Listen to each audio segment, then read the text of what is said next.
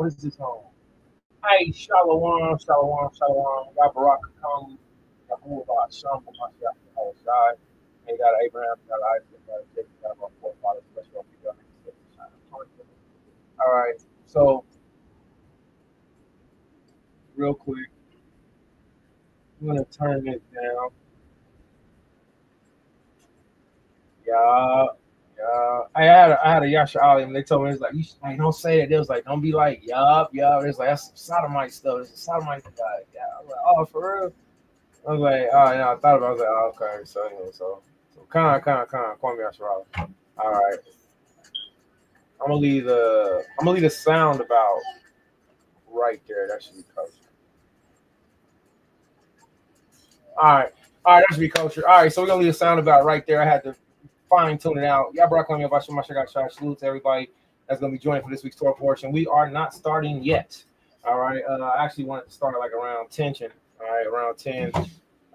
But you know, man's comings and goings are the Most High, who can know him. So we will be setting up for people who want to join. And remember, our classes are a revolving door. Whenever we teach the Torah, the Shabbat is actually from sundown Friday to sundown Saturday. Shabbat, Saturday, Shabbat.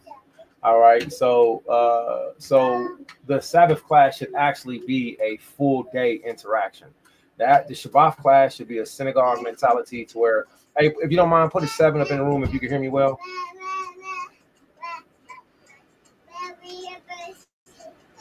All right, 1 second.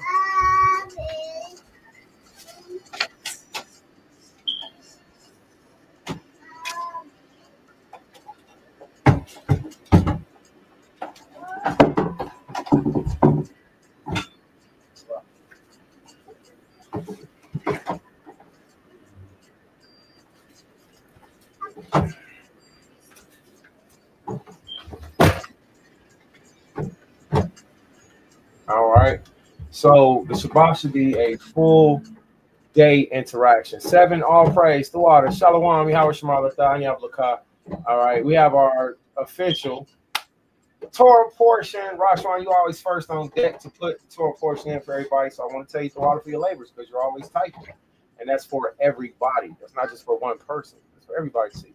So thank you for what you do for others. We have this week's Torah portion, all praise, Yahweh Shemar Lathan. The biggest thing that everybody can do is to help share out. If you notice, I've started this one on my YouTube, all right, because we're trying to work with the YouTube, all right?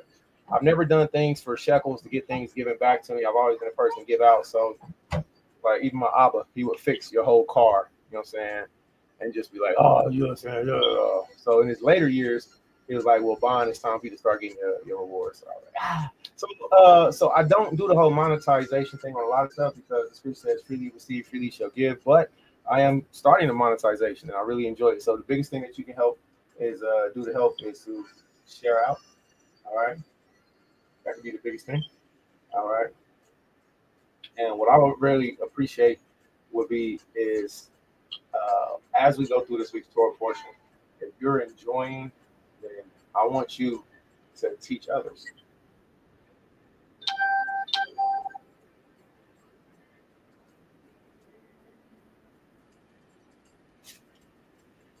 If you're enjoying, I want you to help teach others. All right. So Shabbat Shalom to those that's learning, that's rocking with us. Come on, Banakia. Come on. If you're enjoying, I want you to rock with us. And y'all know how we do. So we're going to get to reading the Torah portion and reading as much as we can. All right. Shabbat is a full event. So you should get a whole day of it. Now, let me say this too. Salute to our brother Shashki Mar Kumar. All right. And our Mashmakayim, our families that's in India, because they did an excellent job at teaching this week's Torah portion around, our time frame is different. We're in a totally different time zone. So when it comes to the Torah portion being taught around the world, what you'll usually find out is that Israelites are teaching or studying the Most High's word at all times. All right. And that's a beautiful thing. That means that the Most High is being praised at all times. That means that the Most High is being worshipped at all times. All right. So let's get to it real quick. There's a lot of reading. This week's Torah portion, we're going to be looking at Korach. And I really want to repeat a lot of things that the Most High put on my mind and my spirit. And I think for the sake of class, we'll try to keep it as tight as possible. All right, so let's go straight to the book of All right, so we're gonna pull up our screen share. All right, and if you can see it, the water. If you can see the water, all right. We're gonna use one phone. We're already here for live for everybody. I was thinking one thing. I think we're gonna do it a different way. So we're gonna use this device right here specifically for our YouTube friends and family. A lot for everybody else because we got the conference call too. So I gotta get the conference call started. So we'll get on that. All right. So if you're rocking with us, please post the conference call number up in the group chat. I'll be able to post that for people because not everybody's on YouTube, not everybody's on Facebook.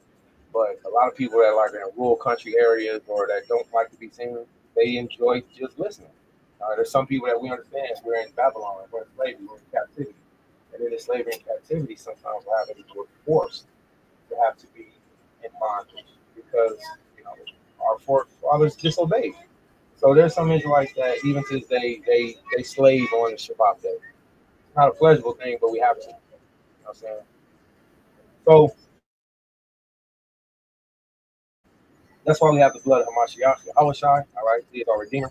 Before we would have been put to death for breaking Shabbat. Now we have grace, but grace is not a license to sin. So therefore, you don't want to just work on the Shabbat and be like, it's good to do good on the Sabbath day. You're doing bad. All right, you're doing bad on the Sabbath day and you're calling it good. So if you're forced to by bitter constraint, you know what I'm saying, try to find a way out of it. You know what I'm saying? But till then, be like Daniel. All right, be like Daniel in that position on the Shabbat day. On new moon in captivity. All right, be like Joseph. So with that being said, salute to everybody that's rocking. So for those who like to listen to the Torah portion, we're going to be doing a conference call. All right. So that means this phone that's in front of me will be used for that. So if you know anybody that want to join and participate, just listen, please do. You have headphones, audio, you can move around the house, wash dishes. You can go and serve people. You can say you have one earbud in, have your phone in your pocket. You know what I'm saying? Still be listening to ministry while you're traveling around. Easy work. All right. So let's go ahead and get it started. Shabbat Shalom. And you said it won't post for you. Salakla, you tried. Okay, no worries. I appreciate that. All right, so while we have a few moments of Shabbat behind, while we have a few moments of quiet time, I want to try to get it jump started. All right, because I don't know how soon things will get active. All right, so Shabbat Shalom to everybody that's watching. If you're watching on YouTube, please share out on your own personal social media devices. Communicate with me on here on the back chat because I can see it. I can see how Shema Latah. I can see the 7 in them for audio. All of those things help. So correspondence back and forth really helps. You know what I'm saying? Don't just watch me, do it with me. You know what I'm saying? Don't just watch the ministry, participate in the ministry. All right. All right. So, all right. So, hey, shalom. All right. So we're gonna get started. I'm gonna use this phone for conference call. All right, and this will be for live. All right. So let's get started. And so we have our official classroom group. All right. And in our official classroom group, can someone post the phone number in here? Question mark. And the reason being is because when it comes to transposing numbers, I get them mixed up.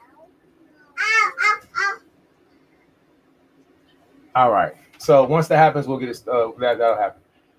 All right. So throughout a faithful maple, let's get it. All right. This is this week's Torah portion. And this is actually where I want to start at. So we're going to be reading the book of Numbers. Starting at chapter 16 through chapter 18. Make sure you don't put anything in the fan.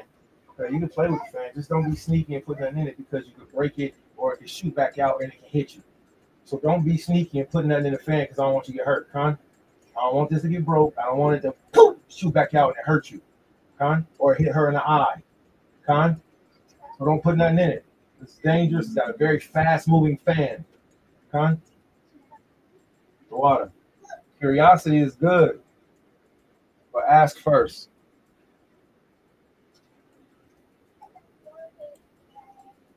Yeah, I don't want that to happen either, but not.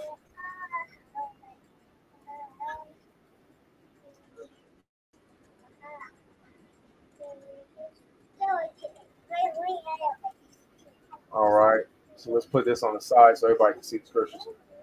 All right, so Numbers chapter 16 is where we'll start at. And it reads,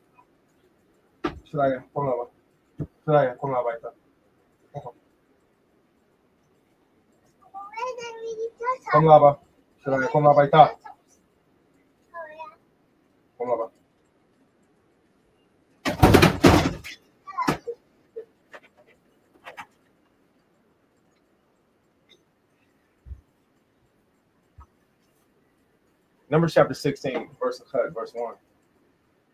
Now Korah, the son of Izhar, son of Kohath, son of Laoyah, son of Dathan, and Abiram, the sons of Eliab, and On, the sons of Peleth, sons of Rawaban, took men.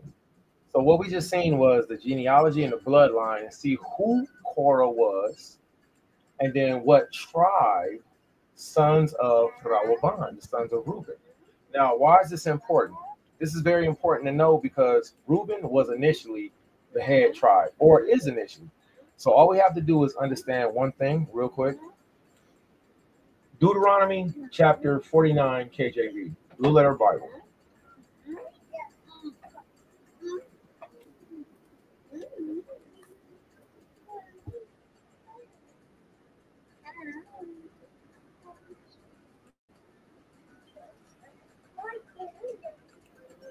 No, Deuteronomy chapter 49.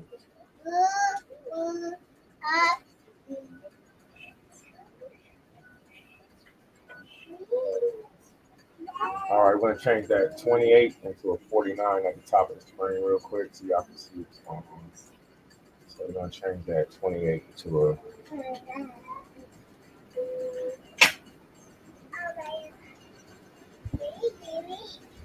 Well, it's not what she's doing, it's what you're doing. All right, don't try to use her to take the attention off of you. Basadar, she's sitting right here with Abba. Basadar, so you be careful, don't hurt yourself. Con? Con. And Shaquat, quiet, Con. All right. All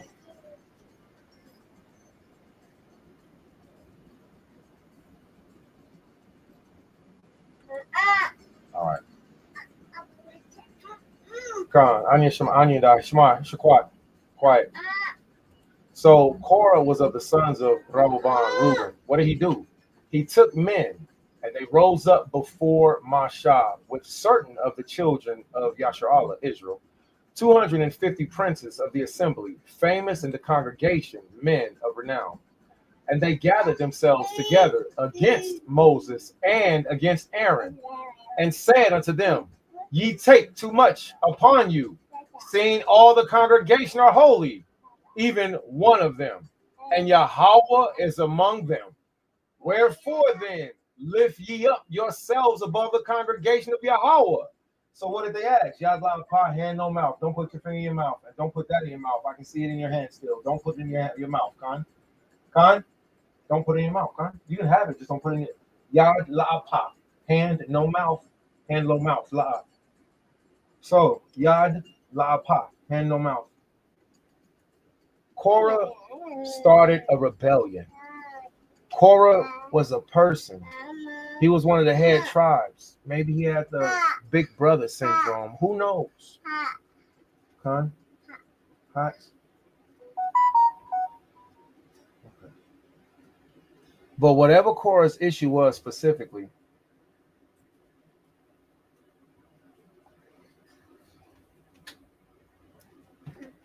what Korah did was he wanted to start not only a rebellion, but they call it a coup. A coup. That's a military term for a takeover. Now, Yahweh put Mashah, Moses, into place.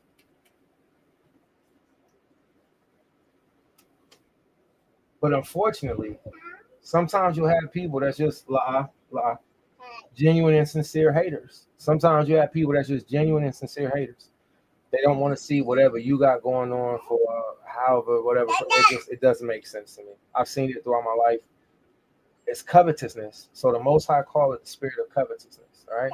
That's one thing I can think of. Abba. I need a guy. I know. Come. So we've seen it. We've seen it in the actions of others. We've seen it in the actions of Korah. You might even see the actions of people in your own life.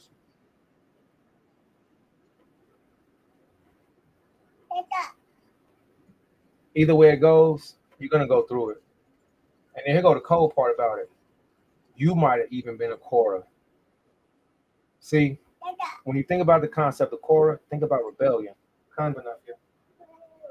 I need a diet. Yeah, I want to go potty. How you want to go potty? Should be okay. Right?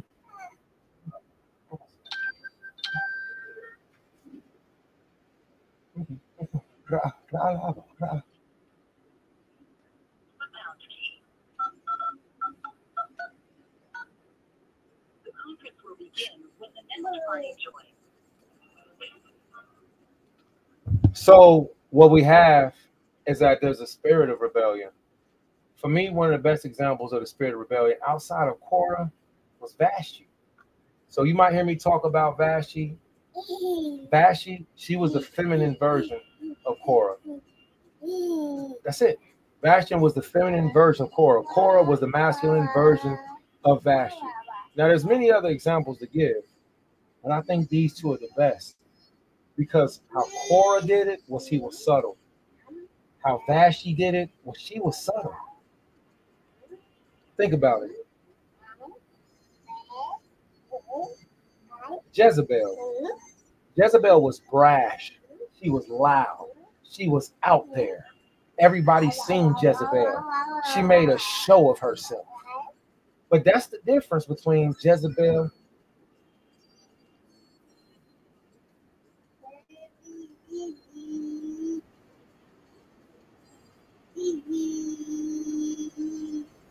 and Vashti.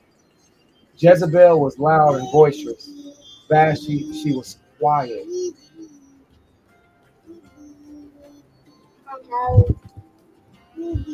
So, God.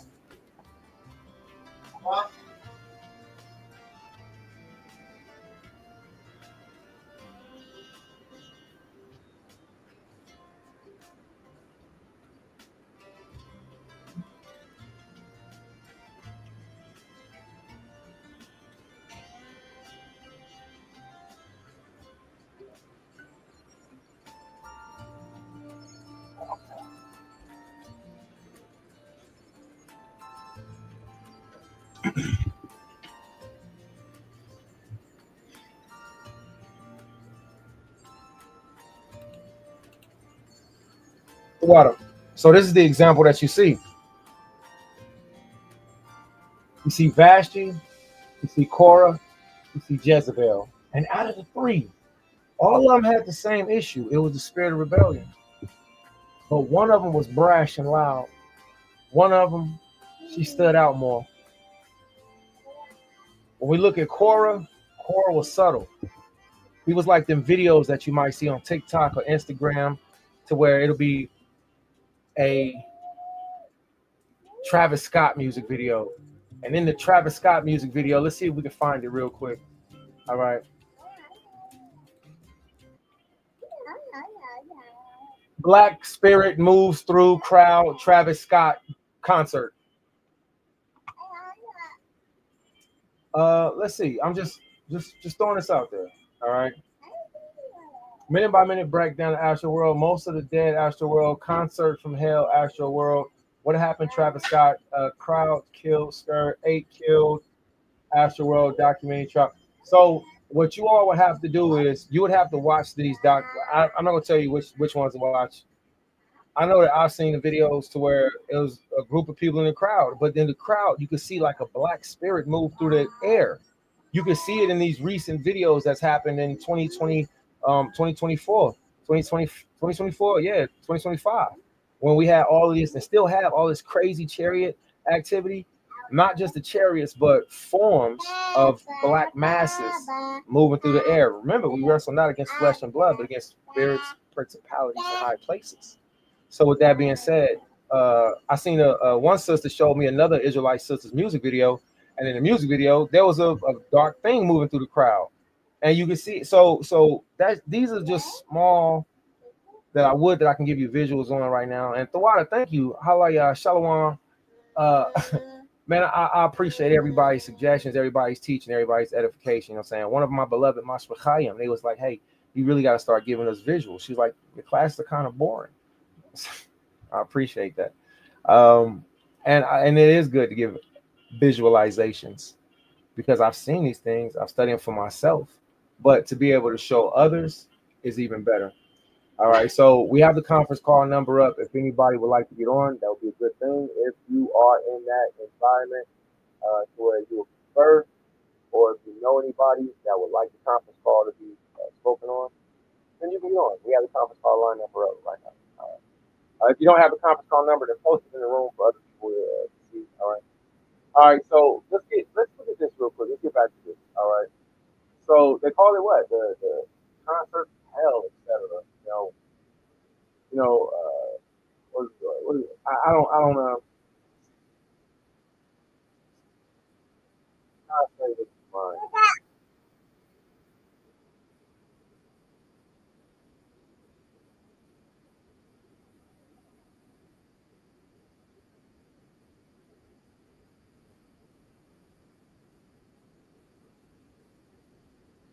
We're not gonna watch that. That's just some pale, you know, painted up. Yeah, that she ain't even teaching, man. That's just reviews for that person, man. But anywho, you gotta see those clips, man. Did y'all see Shadaya getting it? You heard the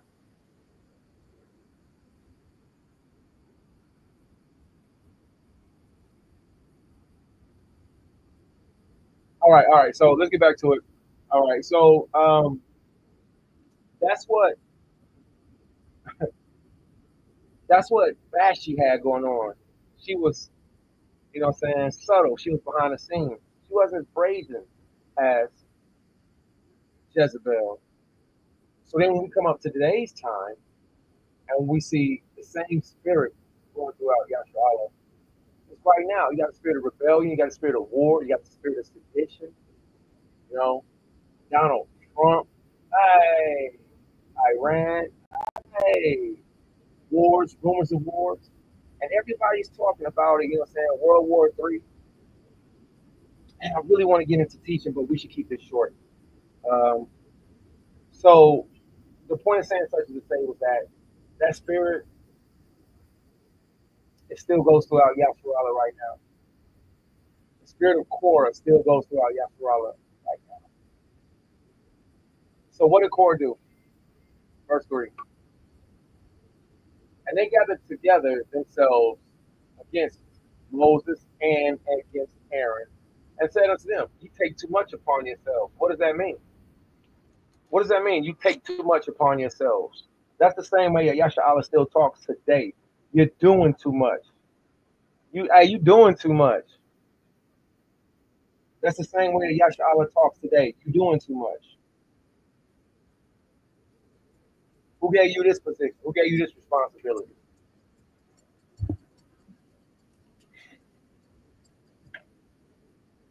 Whether it's in marriages, I know it's not working for right now. You have to wait. Huh? I thought. You have to wait. Huh? All right.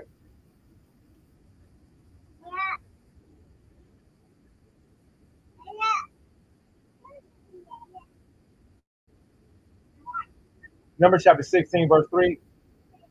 I need to die. Shemai Abba. Shemai Abba. Shemai. Listen to Abba. Shemai Pa'an. No, I can see her because she's sitting on my lap. You don't have to keep doing it. I can see her. But I want you to Shemai Abba. Listen to Abba, Khan. Khan. Shemai Abba, Khan. She's a cut. I need to die. All right. Yeah, let's do this. Let's do this.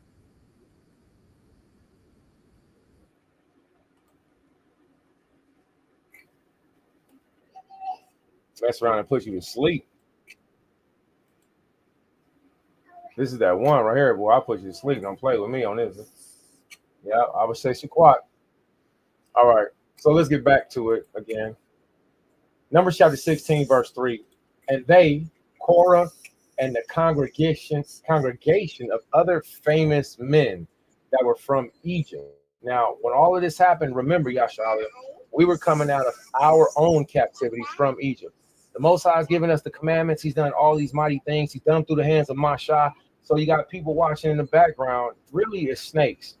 It's the covetous spirit. It's the hateful spirit. It's the well, as a Kwame Harka will call them, the peekabroos. All right. So they gathered themselves together against Masha, Moses, against Aharon, and said unto them, ye take too much upon you, seeing all the congregation are holy. We all the children of Israel. Who you think you are? Every one of them, all of us is Israelites. You think you special? Look at it. All right. And Yahweh is among them. Wherefore then lift ye up yourselves above the congregation of Yahweh. What makes thou so special? You, Aaron, your sister Miriam over there, she always hitting the tambourine dance and doing backflips. What makes y'all so special? Ain't all of us? See, that's the spirit of Korah. And it can come in different ways. The spirit of Korah can come out in different ways. The biggest way is in the spirit of rebellion. Once you start to see like there's an order, there's a ranking, there's an amalgamated guild formation, and then you start to see somebody trying to break that guild formation, or somebody trying to throw a rank. Let that man do his job. Boy, no, you ain't nobody in the crowd. Come get that area. Get that area. Get that lion. Get that big area. That lion right there. See that? Khan. Area. Yeah, Khan. Pull him out. Good job. So out. Pull him out. Khan. Pull him out. Pull him out, Khan. So this is an issue, a common situation that Yasha Alim has. Lab, bring him to Abba. Nothing Laba. Nothing Laba. Come on. Come on. So with that, we still see that today, even in our common everyday walk. Whether it's somebody on your contract, your job, we call it contract. The word job, we kind of relate back to Job, oppression. You are all individual contractors. You allow yourself to be serviced out because you could be anywhere you choose. You're a subcontractor.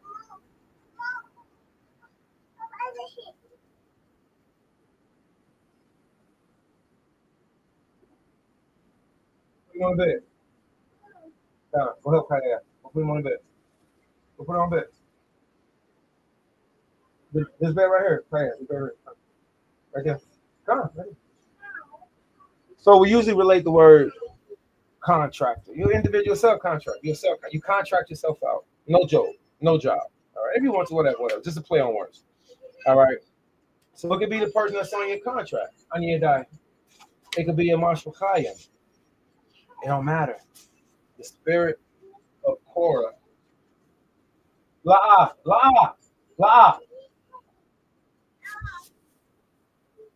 It's always going to be here. All right. So what we have to do is, one, recognize it. All right. Sirach chapter 4, verse 20. Okay. Ecclesiasticus chapter 4, KJV.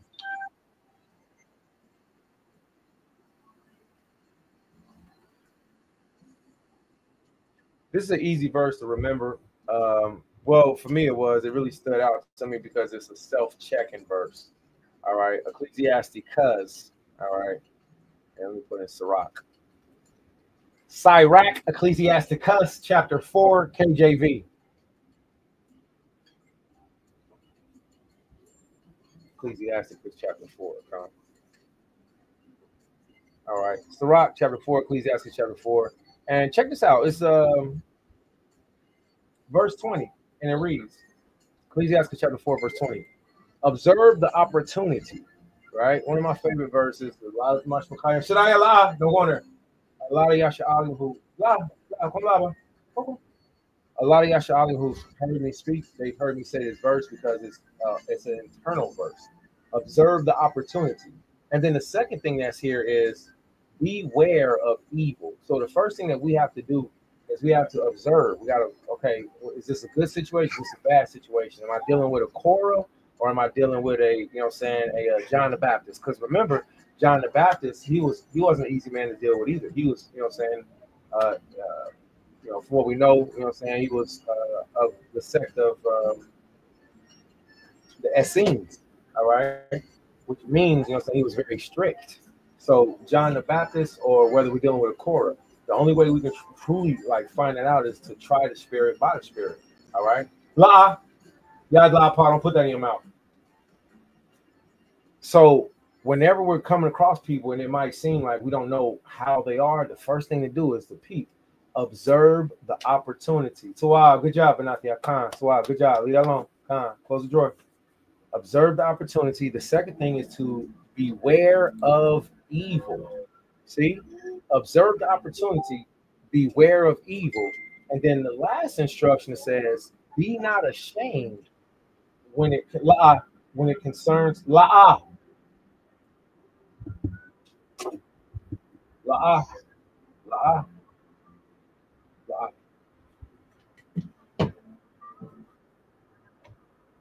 Observe the opportunity, beware of evil, and be not ashamed when it concerns your own soul.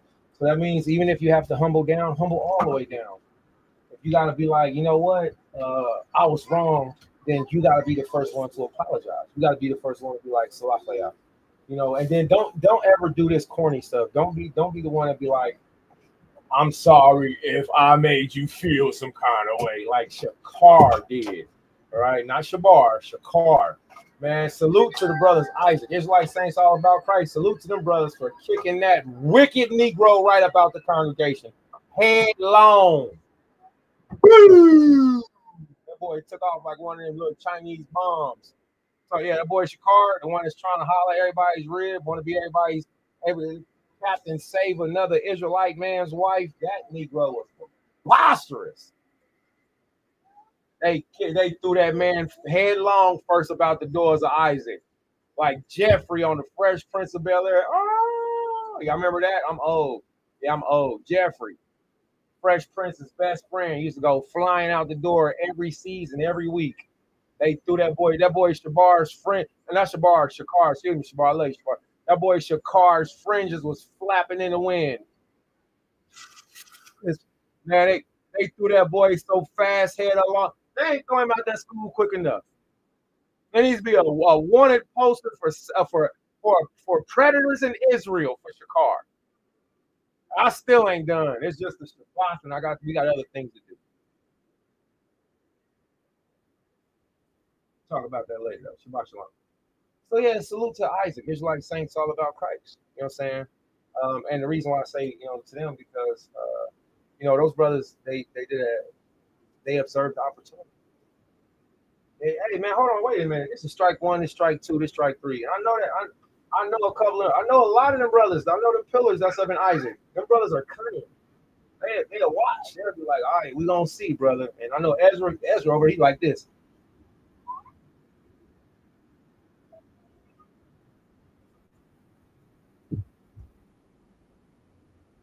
Observe the opportunity, beware of evil, and be not ashamed when it concerneth your own soul. Sometimes you gotta humble down. Sometimes you gotta take the wrong. Don't be like Shakar, brother that got booted head first out of Isaac, Memphis. Salute to the brother Isaac, Memphis.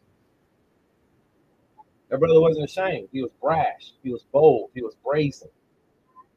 I'm sorry if it make you feel some kind of way. Check this out, Yasharala. If you're sincerely apologetic, then give that. Did I hurt your feelings? I'm sorry. Not that you feel like that. No, listen. Luckily, I really didn't mean to. Paul said, why do you not rather take the wrong? Why do you not rather allow yourself to be defrauded? And that's exactly what Moses did. I believe everything will work out the way how it wants it to work out. So let's go ahead and do it the way we're supposed to. That's exactly what Masha did. Now, let me tell you this all. I repent and I apologize to my elders. First, starting with Zaquan Nathaniel, because Zaquan Nathaniel is Zaquan Parazah's elder. And then second, starting with my Zaquan Parazah. Hey, Shalom, Maharan, Most High bless. We're going to be reading the Torah. We're reading the Torah portion right now. I just don't have it posted up on the screen. So we're reading the Torah portion. Hold on. All right. So we're at the book of Numbers, chapter 16. All right. So salute to the Israelites that's in the UK. Israelites, all throughout the four corners of the earth, man. All right. Love you, King. Absolutely. All right. So, also, we're on YouTube on this camera. We're on this one. We're on YouTube. On this one, we're on Facebook. All right. All right. Holy Sabbath, Shabbat Shalom, Holy Sabbath to you too. All right, so let's get back to it. So, observe the opportunity. This is a personal check-in for you. Observe the opportunity. Watch what's going on. Blah. And then the Most High says, beware of evil. Blah. You have to say a lot. So, observe the opportunity. Beware of evil. And be not ashamed. Don't be ashamed when it concerns your own soul. Sometimes, Rashid, you got to be. So I apologize. Shard, my bad. I thought that was Rashid. My bad. Well, you see, I'm in the glasses world. You talking about glasses? Man, I need about 4-5 different pair of glasses. About 4-5 different pair. I'm like, Lord, you only gave me 2 eyes. Why so many prescriptions? All right, so my bad, Rashard, man, Rashard Hamilton. But yeah, so looking at Korah, the rebellious person in Israel, that spirit's always going to be here. Now, I'm going to be here for a while teaching, talking. I thought that we were going to do this class pretty quick, but I don't know. Numbers chapter 16, Ecclesiastes chapter 4, verse 20 again. Observe the opportunity, beware of evil, and be not ashamed when it concerns thy own soul. And some of you do a really good job of being, saying more submissive and more quiet. I'm not. I'm so apologetic. I am no Moses at all whatsoever. I am no Masha. I'm definitely no Joseph. I'm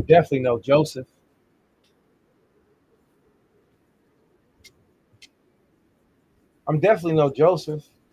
I'm not modest as chaste as I would like to be. I'm not meek as I would like to be. You know what I'm saying? And I still have a temper. You know what I'm saying? I'm not vindictive though. I think being vindictive is corny. But I do have other things that when we look at First Corinthians chapter 13, you'll find out, well, that's not something that the Bible says is a compassionate thing. And sometimes we might have those things, and those things can help to influence the spirit of Korah within us. So first thing I would encourage you to do is let's do this together real quick. All right. First Corinthians chapter 13, the Living Bible. Wasn't expecting me to say that, was you? First Corinthians chapter 13, the Living Bible translation is the one we're going to use for right now. All right. And let me see. We're going to start our screen share back up. I don't know what happened. My screen share went out. All right. Let's do another screen share.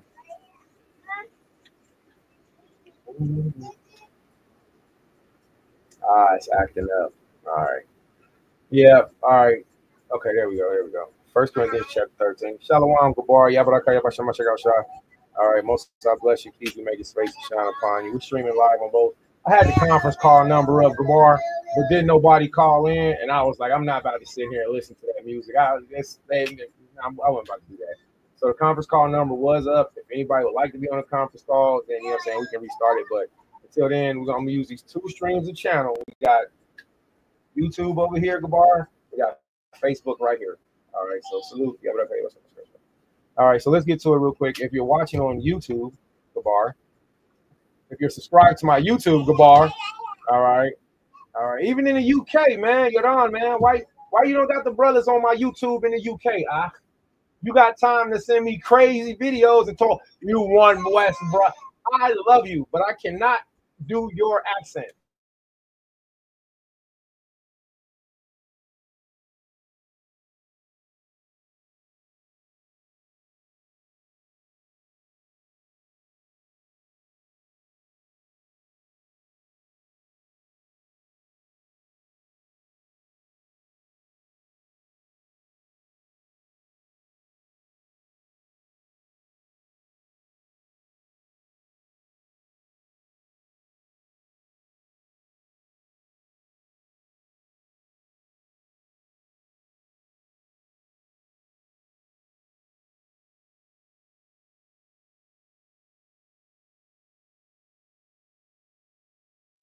This man is the Maharan.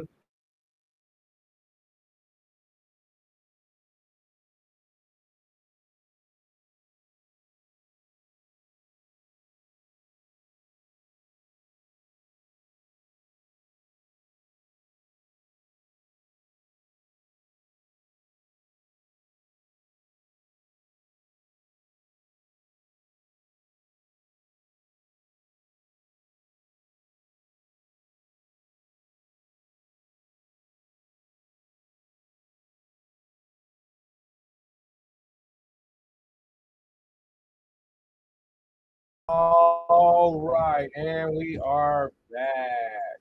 All right. All right, and we are back. We're back. We're back. Throughout everybody. All right, and we're back. All right, Salak. Hey, Shalom Gabar, Salak. Our camera went out over here on this end. All right, Shalom. We back, everybody. Throughout being patient. All right, let's start screen share back up. Just try to get this done and started. I put my shoe down and don't you go in there. Great job. Great job. All right. Yeah, we back at it. All right. So this is a self checklist to do to see if you can help fight the spirit of Korah within yourself. Now, you probably wouldn't have been expecting me to read from the Living Bible translation, but we will be today. And the reason being is because of the simplicity of it. So when you're reading 1 Corinthians chapter 13 and you read it from the KJV, it's going to use the word charity. It's going to say charity is, charity is, charity is. But when you read it from Kayaya, you're not faster than me. Stop trying to sneak around the wall. Every time I look away, you inch away a little bit closer. I don't like that. That means you're being sneaky. I gotta watch you. That means I can't trust you. I need to trust you. Don't sneak away. Come on, like well, you think I can't see you? I can see you. I know you.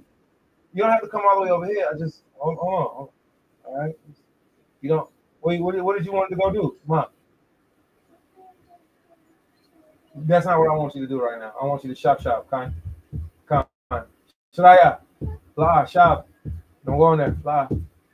All right. The water. Come. The water. Yeah. Hi. One level. Yeah. So. Shop. Both shy. Shop. The water. Sit. The water. Thank you. Shemila Abba Pine. Listen to Abba Time. Shop. Shemila Abba. The water. All right. So, if you would like to look at this from 1 Corinthians chapter 13 KJV, it's going to give you an excellent breakdown as always. But when you look at it from the Living Translation, you're going to see that there's a word that's there, and the word is love. And there's a song that Lauryn Hill did, and the song is called "Tell Him," right? Let me be patient. Let me be kind. Make me unselfish without being blind. Lauryn Hill, right? So she got that song right from here. Look at this. 1 Corinthians chapter 13, verse 4. The Living Bible translation, or the newer translation. Love is patient and kind. Love is not jealous or boastful or proud or rude. It does not demand its own way. It is not irritable. And it keeps no record of being wrong. It does not rejoice about injustice, but rejoices whenever the truth wins out. Love never gives up, never loses faith. It's always hopeful and endureth through every circumstance. Here's a checklist. First of all, check out the Lauryn Hill version of the song. First of all, memorize this verse. Here's a checklist. Are you patient? Are you kind? Are you not jealous? Are you boastful? Are you proud? Are you rude? Do you demand your own way?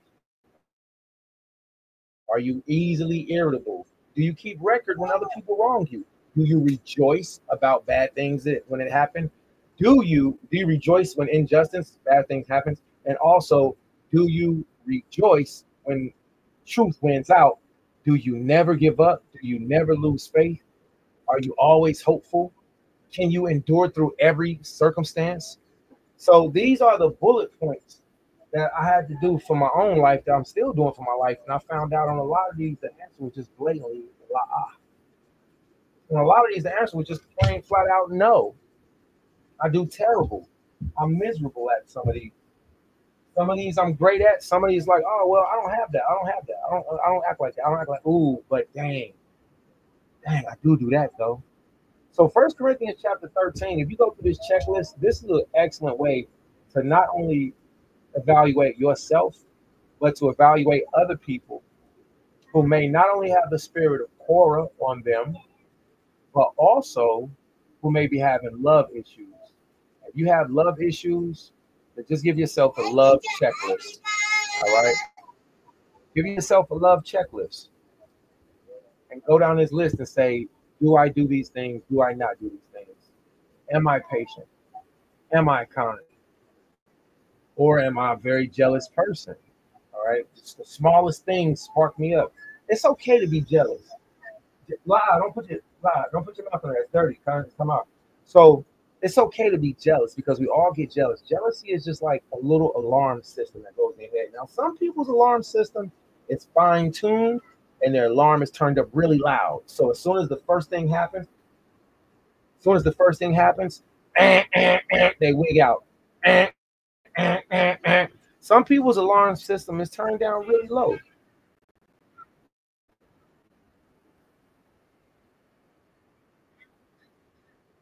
Some people's alarm system is turned down like right in the middle. So not everybody is. So you go through this checklist for yourself. Are you kind?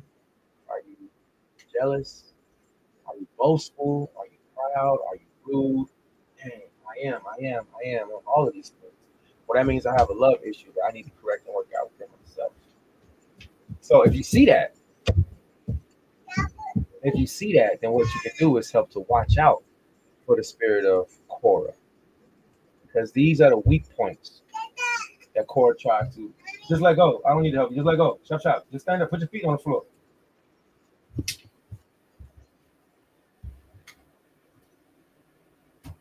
Come on. Good job. Ayanda, boy. Hallelujah. Hallelujah.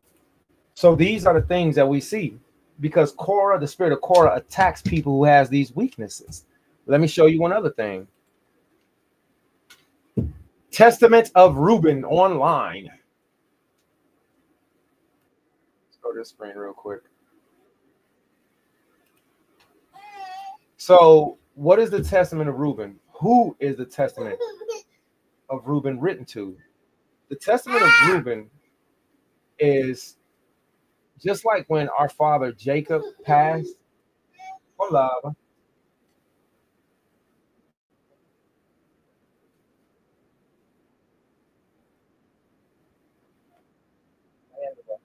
Just like when our father Jacob passed, he left instructions to what would happen to his 12 tribes. Well, so did the 12 tribes. When each one of them passed, they left letters to their sons. So if you want to fight against the spirit of Korah, and Korah has to deal with anger, jealousy, envy, wrath. Korah has to do with hatred. Korah has to do with covetousness. If you want to see if you have that spirit in you, because according to the Apocalypse of Paul, when we die, we will be faced with the spirits of temptations that live inside of us. So if you want to purge those things out, see if they're inside of you, how to watch for them in others, let's learn about them first. The copy of the Testament of Reuben, even the commandments which he gave his sons before he died in the 125th year of his life.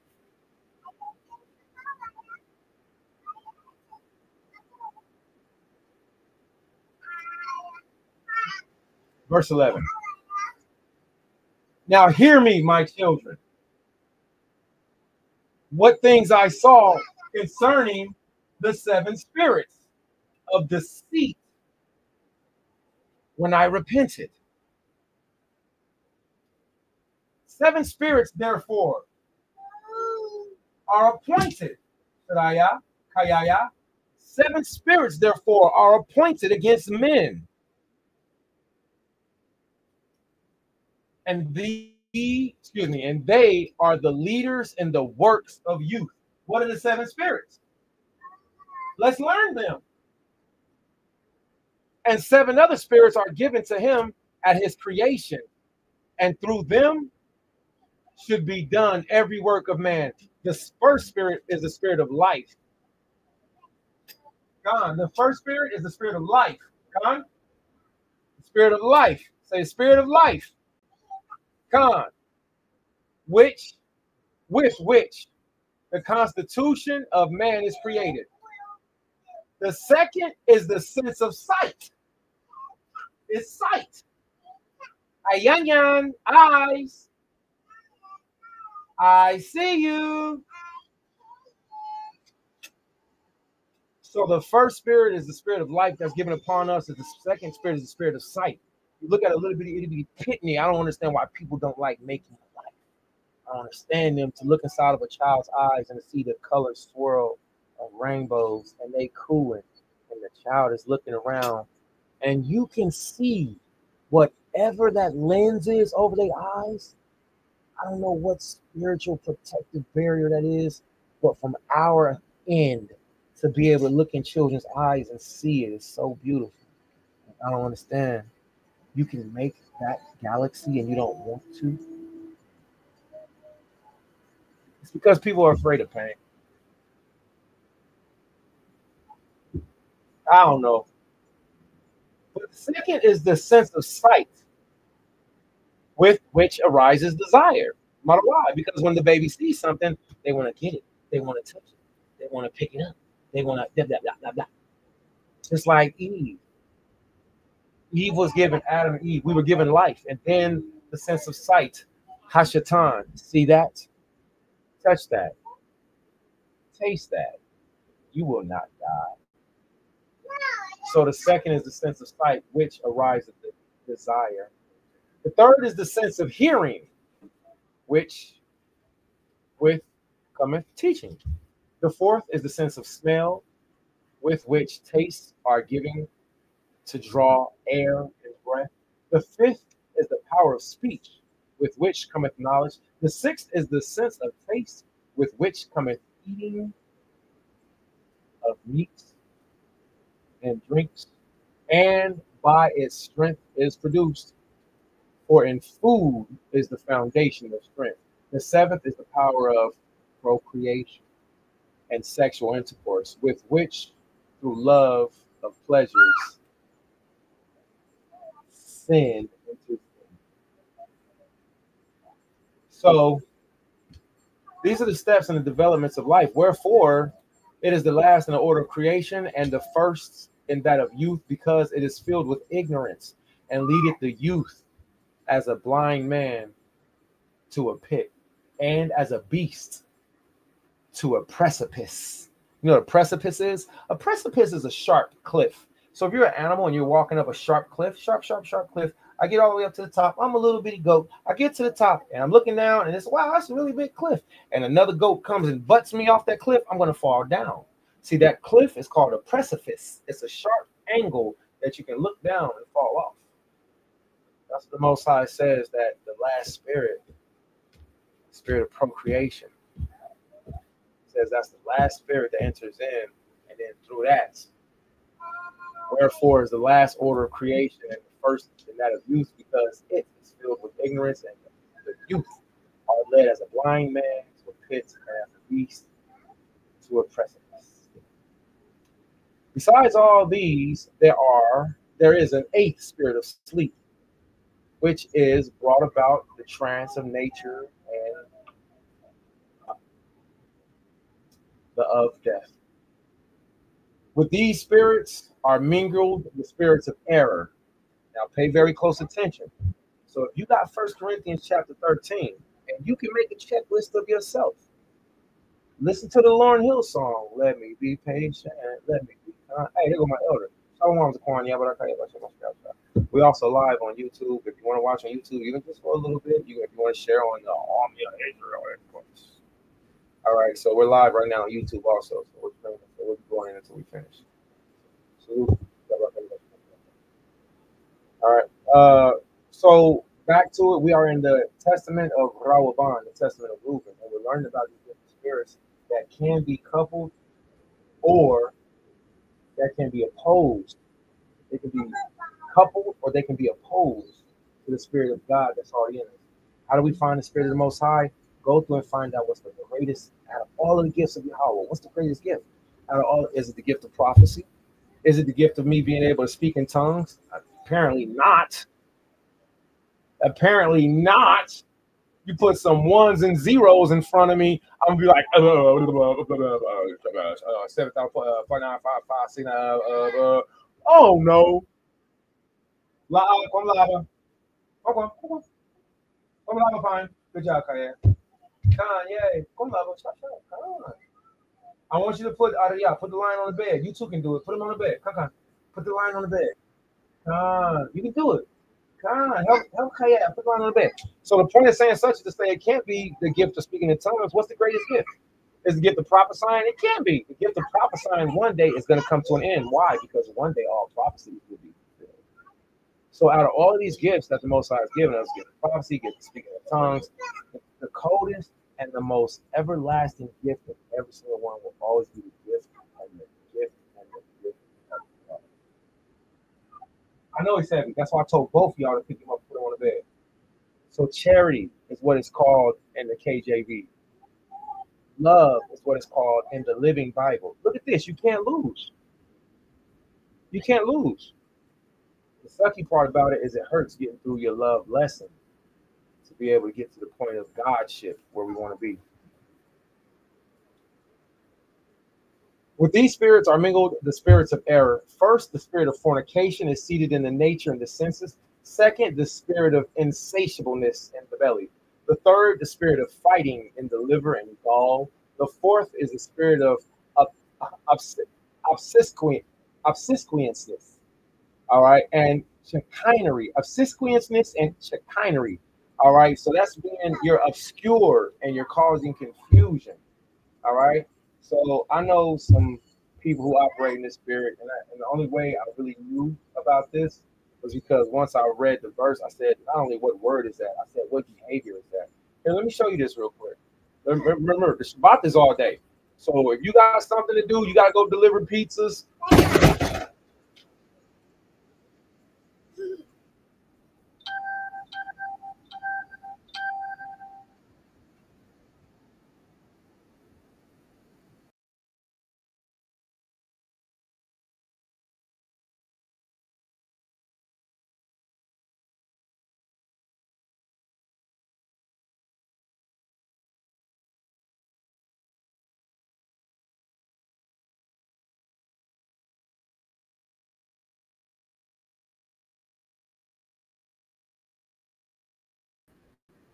Then that's what you go and do. But as for me and my house, we will serve you how we'll be keeping the Shabbat from now until sundown. All right. So,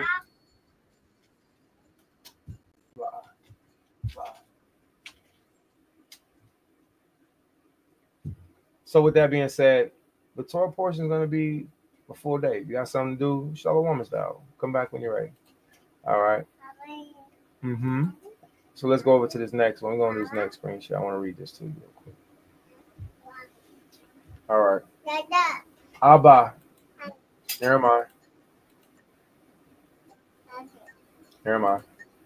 All right. So let's get this word real quick. And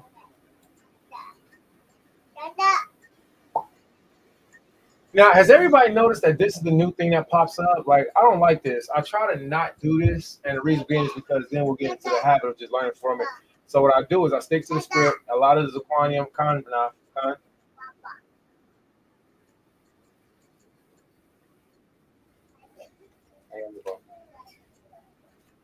a lot of the Zaquanium, they still use and like Merriam-Webster's, which is one of my favorite also, but dictionary.com, and then also Bible Dictionary. No, here, the two of you can handle it. Come on. Water. All right, so let's start here. And the reason why I like dictionary.com is because not only is it sensible, it's pretty easy for people to use whenever they're, saying, oh, okay, well, I don't know how to, maybe look up words in Greek or Latin or whatever. Merriam-Webster is really nice, but this is just an easy one. So that's the reason why I like it. So I just want to encourage everybody, if you can, if you get a chance, study what you're studying. All right, research what you're researching, so can't nobody lie to you. There's a lot of crafty, words that are going out in Israel right now, and I think a lot of it not only has to do with the magnetic tides of the sun and the moon. A lot of it has to do just with the simple fact that Christ said, because iniquity shall abound, the love of many shall wax cold. And we are obviously in the last days. We're obviously in the last days. So this is the real thing. We're in the last days. I don't know anybody who doesn't want to count it or consider it as such. But as Hamashiach says it, I'm saying, in the last days, because iniquity shall abound, and sin is the definition of iniquity. And it's rampant, it's wicked, it's ridiculous. And you see exactly what Christ the Master, what he said. The love of many are and have waxed very cold. All right, very cold. It's ridiculous. All right, so let's do this real quick. We're going to do our search. All right, let's view this on StreamYard. So our word is obsequiousness. All right, obsequiousness is our word. All right, man, India's still rocking, man. Y'all still rocking India. Hallelujah. Hallelujah. Obsequiousness. Obsequiousness. Obsequiousness. All right. And we're just waiting on the internet to come on now. It's the internet is taking longer than we are. It's ridiculous.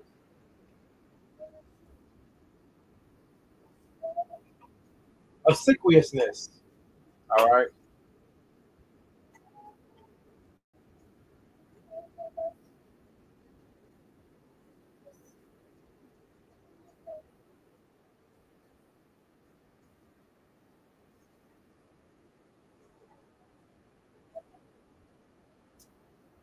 Slavish or fawning obedience or excessive eagerness to please.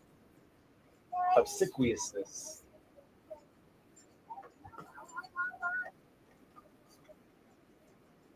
I want to see what words are synonymous with it. What are our synonyms?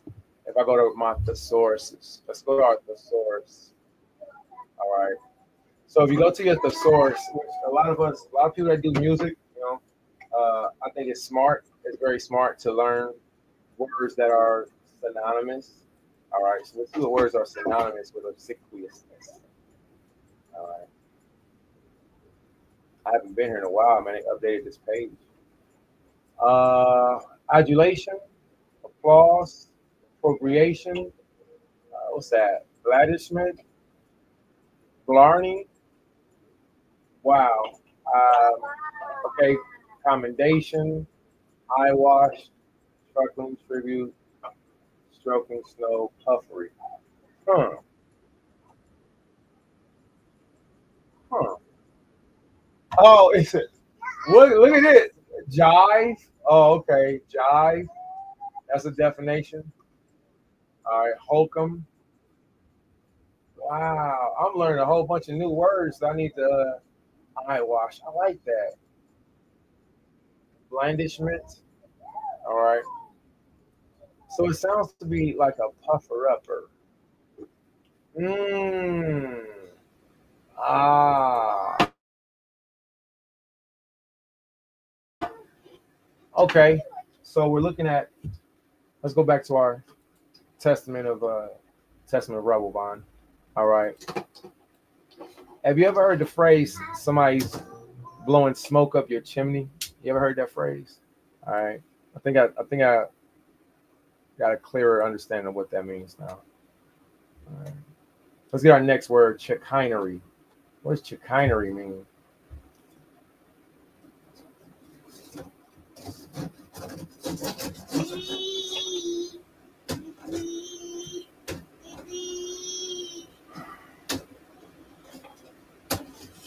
Chicanery.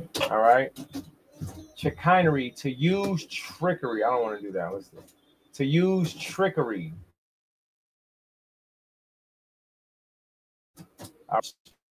Or sfusery. subsugery. I don't know what the word is. I don't know what the word is.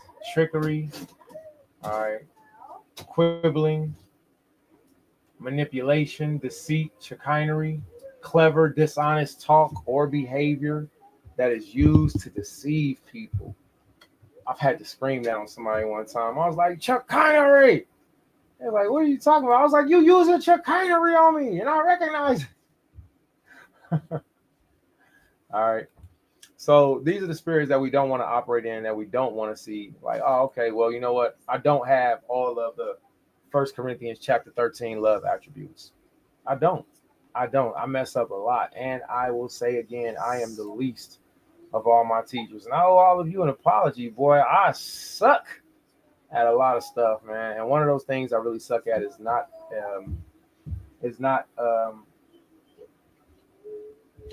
being not bothered. I'm very bothered whenever the Torah is being like debased, or when people don't take it seriously. You know what I'm saying? Like that, it enrages me to think that we know TORAH, we know Torah, and then our people blatantly do opposite. Well, who am I? I'm no Masha. I'm no Moses. You know. So when we see that Masha, Moses was the meekest of all men, La'a Shadaya, La'a, La'a. You sleepy? I know. And this is an excellent time to take a nap. Con, let's all take a nap. Con, tough shot. Let's take a nap. Con, you sleep? Shadaya, what you got in your mouth? Come here. What you chewing on? Give it to me. Get the lava. Spit it out. Come on, lava. Come on. Not that lava. Not that lava. Come on. Huh? Come on. Okay. You can go lay on your bed. Come on. Okay, you come lava. Come on. Come lava. Come on. Yay. Shadaya, come lava. Yay. So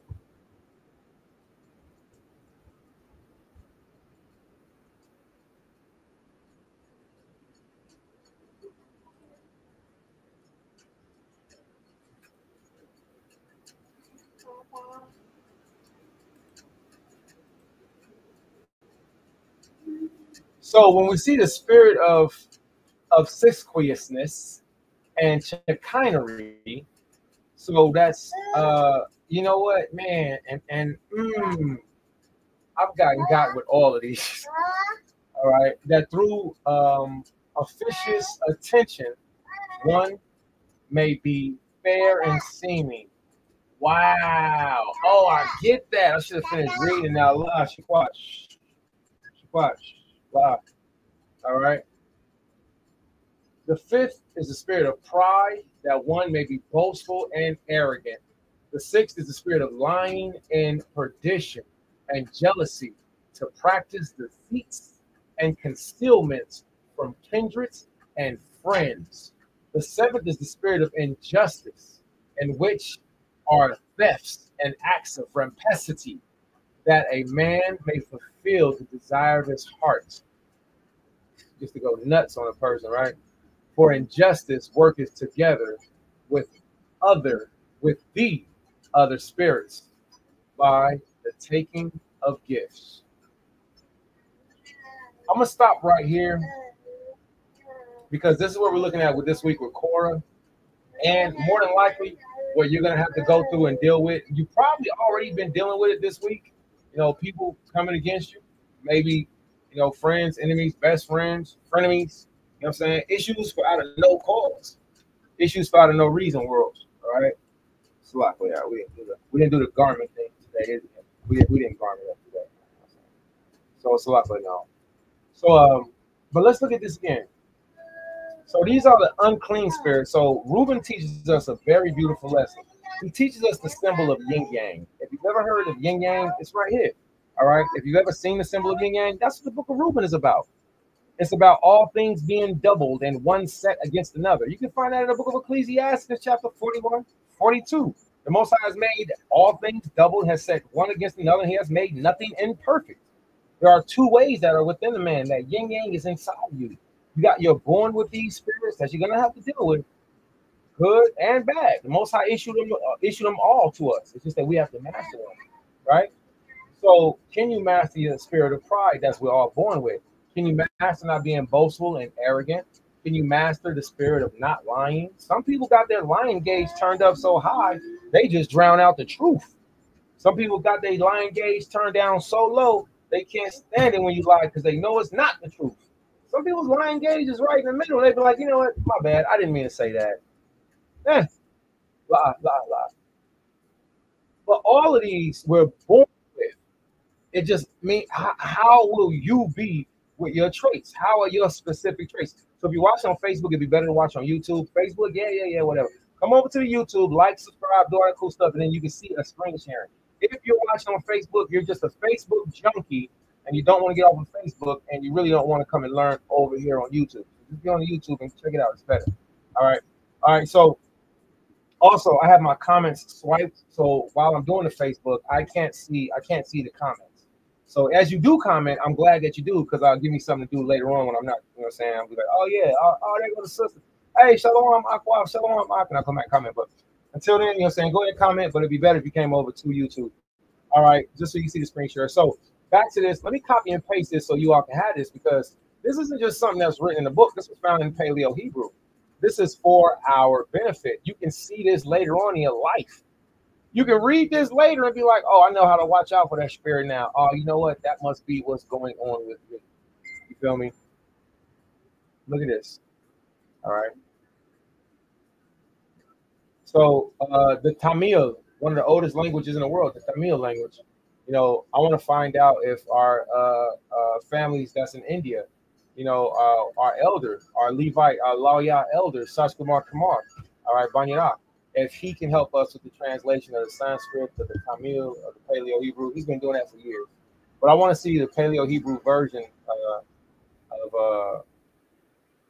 I want to see the Paleo Hebrew version of a lot of the apocryphal books that Banyara has. All right here. So get to know those relay monks. All right, India Israelites. That's our brother Kumar. All right, beautiful brother. I just listened to him be my teacher for like 3 hours this morning. All right, so salute to you. Anya Blaka, Namaskar, Shalom, all right, you know I love you, Master King Melons, man. We ain't talking this much, bro. I love you and I miss you. All right, Shabbat Shalom, Yabaraka, Yabashamasha, Yabashah. Let me read what this man said, man. That man texting complete Hebrew. All right, Shabbat Shalom, Mashpaka, Yahweh, Shama, Mashpaka, Yahweh, She, Barakam. Bless you all also. Hey, man, that's excellent, bro. All right, we appreciate you, man. Thank you for your blessings. All right, so please put your comments up on the board. I love the interaction. It helps. And the biggest thing that you can do to help is to subscribe to my YouTube. I got like 5 subscribers. I ain't mad about it. I could go and buy some bots. I can go and buy subscribers, but I just believe in being sincere and honest. The other thing is you can do is you can share this out. Because if you're hearing for the Torah, if you're hearing for the Shabbat, then there's other people that can hear also. And then you can let them hear while you're because they're also enjoying the mission. All right. So y'all brought coming up so much. All right, so let's get back to this. This is what this week's Torah portion is. Numbers chapter 16. We're still in chapter 16. We ain't even got out of chapter 16. Because there's so much edification. There's so many things to watch out for. You have the spirit of Korah running rampant. All right. Sin and iniquity is abound. Husbands and wives, Israelite family members, friends are separating, you know what I'm saying, for terrible causes. If any, not any cause. You're saying you have fights, distemperaments, you have IUIC versus, you know, whoever else. IUIC, they got serious pride issues, man. Camp full of damn Korahs. Camp full of Korahs. You talk to them, it's like they automatically got a problem with you. It's a lot of good brothers and sisters in IUIC. I'm saying a lot of, you know, but you know, that arrogant pride, you know what I'm saying, thing is just so bogus, man. And I mean, that's just, you know. So anywho, but let's get back to the scripture. Shabbat Shalom, everybody that's rocking. We're gonna get back to our screen share. I don't want to take up too much time. All right, so back to our screen share. Let's read where we at. All right. So here are the spirits that attack a person at their birth, at our lives. They're assigned to us. Why you got no clothes on? Huh?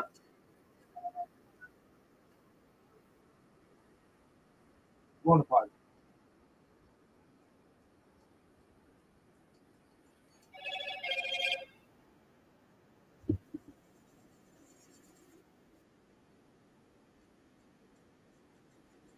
So when we're looking at Korah, this is the spirit that Korah had. Korah had the spirit of pride. Korah was boastful and arrogant. Korah was also a liar. Korah was also a seditious person that started up problems. The spirit of jealousy was, if you're dealing with somebody who's got the spirit of jealousy on them, there's no defeating that. Save Yahweh B'Shem. Fasting, praying, you might want to hit them in the face with a fish. I don't know. Take out the liver of a fish and burn it in front of them. Make them breathe it in. I don't know. That spirit of jealousy is one of the ugliest because there's no defense against the spirit of jealousy. It will lie. It will manipulate. It will change everything. So when it came to Korah, and this is a man, this man, these are the issues that were there: pride, arrogancy, lying, tradition. All right, the concealment, deceitful and concealing things from kindred and friends. Right here. And then injustice, lastly. Yeah. And they gathered themselves together against Moses and against Aaron and said, y'all are doing too much. You take too much upon yourselves. Seeing that all of the Israelites are holy, all of us is holy. Every one of them. And Yahweh is amongst all of us. You think only you, your sister, and your brother got the Holy Spirit? Wherefore you lift up yourselves among the congregation of Yahweh. We the congregation of Yahweh. We the people. Why are you not trying to make yourselves over us? And when Masha heard it, he fell upon his face. That's where I messed up. I've done that before in my life to where I hit my face. I went down and I prayed whenever somebody was coming against me, whenever something was going on. But there's also these recent occasions where I didn't do it, to where I operated on my own ability, which was foolish. It was young. It was temperamental. It was not patient. I can go through 1 Corinthians 13 and be like, dang, I did that.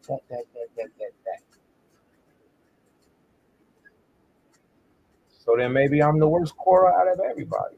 Maybe I'm the biggest Korah. Maybe that's what they should have put on my judgment. Here, issued to the Isle of Patmos, Karatazaya, Korah, Isaiah, Crumworm, the reprobate, Yasharala. Whatever. Spirit of Korah can come upon anybody, and I'm the worst. I'm the least. And when Masha heard it, he fell upon his face. That's what we should do whenever people come against us. And he's spoken to Korah and all his company, saying, now, I'm going to stop right here.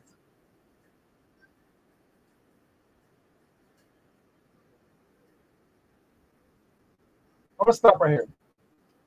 Let's read this real quick. I want to show y'all something. Watch how this reads differently. Watch how this narrative is. Right now, what we're reading from is a historical document. I have my Philo. Where's my Philo? I have my Philos in the other room. But this Levitical teacher is one of the best. The world uses his teachings to this day. The world uses this man's teachings to this day to prove the Bible.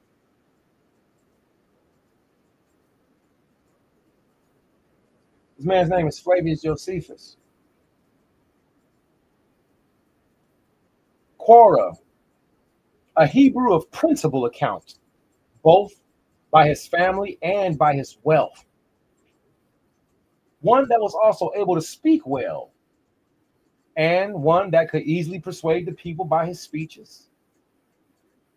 See, I love the Bible. The Bible isn't here to give us all of the filler. It's not. It's here to give you the quick. It's enough power to get your attention. And then once it gets you, then you like, I got to learn some more. See, Flavius Josephus was an eyewitness, not to every event that happened, but to a lot of the events that happened. So he was closer to the time frame to where the story was accurate, the truth, the narrative, the facts, the antiquities were accurate. So a few things we learned about Korah already. Korah was a principal man of our nationality. Now, what does that mean? Korah was a governor. Korah was a judge. He was a boss. He was a jefe. Whatever you want to call Korah, he was. He was well known. Not me. I'm a floor sweeper. I am nothing. But Korah was the man. When we was in Egypt, everybody knew Korah. You know Korah, the one that's got the purple and gold Cadillac. Yeah, that Korah. Korah's family was also big balling. He was principal, both on his family and by his what? By his wealth. But not only did Moses, remember, Masha had a speech impediment, as they say. Moses had a heavy tongue. If you read certain narratives, it says that the angel of the Lord helped Moses to have a heavy tongue and put a coal in his mouth. Well, Moses picked up the coal and put it in his mouth, and it burned the lip. However, I don't know. I don't know if he just had I don't know if he had a burn, like a mouth burn, or if he just, I don't know if he was disfigured. I don't know. Some people say he had a speech impediment. I personally think Masha had something deeper going on with his heavy tongue. But I know he was a beast, though. So Korah could speak better than Moses. So he got all these things going for him. But he was also persuasive. Korah can get out there and be like, yeah, man, you know, whoop-de-whoop-de-woo, and blippity-blappity-bloop. And everybody be like, ticker tape parade, yay, Korah, you the man. But Masha, he wasn't like that, remember? Masha, Yahweh, I don't want to. Can you have somebody else to do it? And Yahweh got mad. It was Yahweh Shai. Yahweh got mad at Masha. He sent his brother Aharon. So Masha didn't have these issues that we're reading from 1 Corinthians chapter 13, from the Testament of Reuben chapter 1. Masha didn't have these issues. Masha was the meekest of all men upon the earth at that time. So Korah saw that Moses was exceeding great in dignity. And he was what? He was uneasy at it. You mean to tell me Korah was a hater? Korah was a daggone hater. All of this goes together perfectly, because when you want to learn about haters, how to spot a hater, who's a hater in your ranks, which one of your wives are haters, which one of your children is haters, which one of your best friends in the truth is a hater. All you gotta do is read the Testament of Gad, and then watch for how the people treat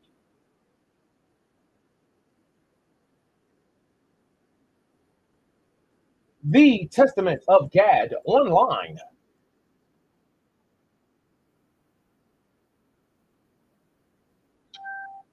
So this is the same website that we read the Testament of Reuben from. Now, remember, Raoul Bond, he teaches us about the spirits that are in a man at our birth, right? And the good spirits that's born with us, and then the trying spirits that the Most High gives us also, all right? Now watch this. When we're looking at the spirit of hatred, or if you watch, because I didn't know I had so many haters. I just genuinely thought everybody was just laughy cool, and then sometimes somebody might say something wrong, it might be off, like, oh, that's no big deal. I didn't know that people secretly didn't like me.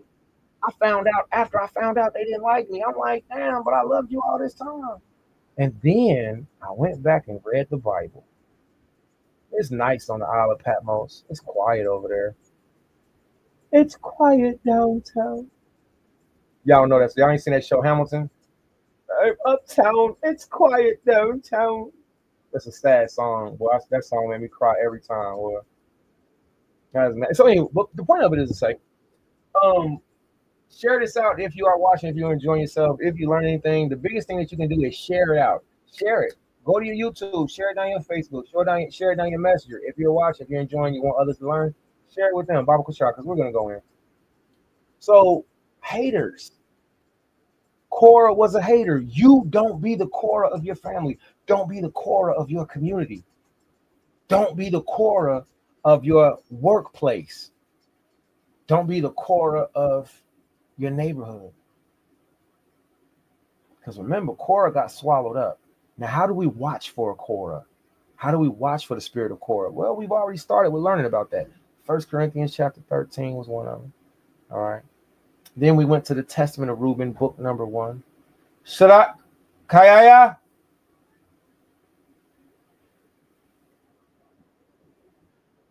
Now let's watch for the spirit of hatred. Now, when we learn about Korah, you have to start with Numbers chapter 16. You got to start with Numbers chapter 16 so you can learn how did Korah do. Who was it? You need to put some garments on right now. Put some clothes on right now. Like that.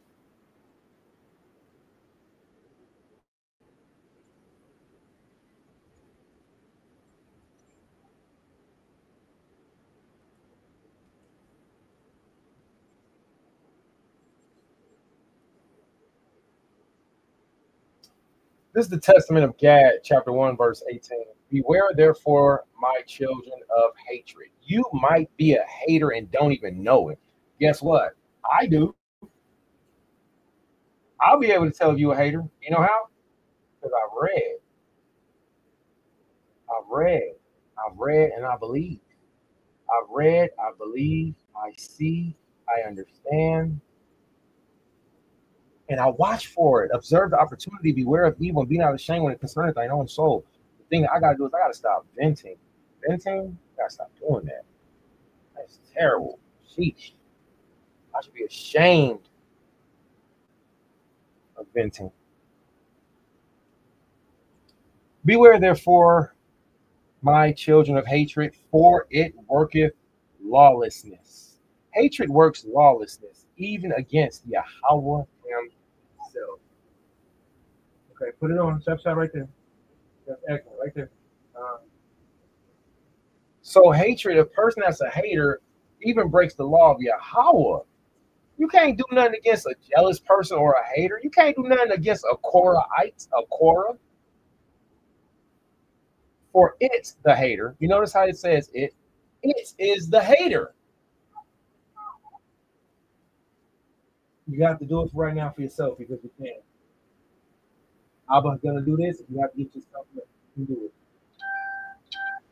For it, the hater, will not hear the words of his commandments concerning the loving of one's neighbor, and it sinneth against Yahweh. See, the hater can't help it. Korah was the hater supreme. Korah was chief hater. Korah was hater cake maker. That's all he did was sit back, eating a banana with some big glasses, looking at Moses. I'm like, yeah, I don't like that. Look at Moses. I don't like that. That was Korah, the dude from Belly with the glasses. Yeah, I don't like that at all. I don't like that. That was Korah. Korah would not hear, and you got to be careful when you see this for yourself because you'll recognize a person that'll be like this. They won't even hear the words of Yahweh, the commandments. The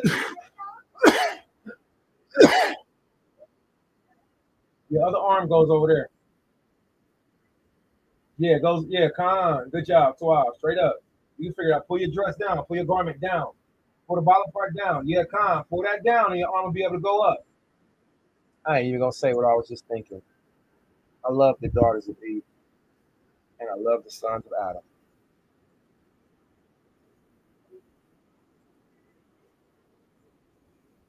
For it, the hater, will not hear the words of his commandment concerning the loving of one's neighbor. Good job. I know you do. There's no need to fuss. You got it done. You did excellent too.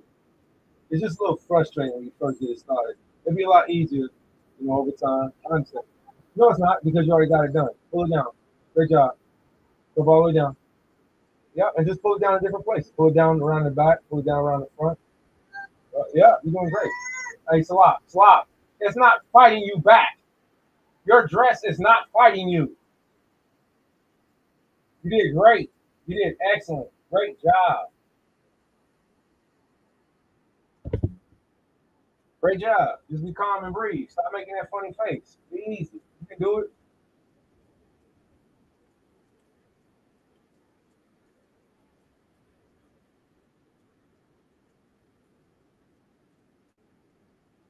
So a hater will not hear even the commandments of Yahweh when it comes, hey man, come on, man, my bad, Salakli, I'm sorry.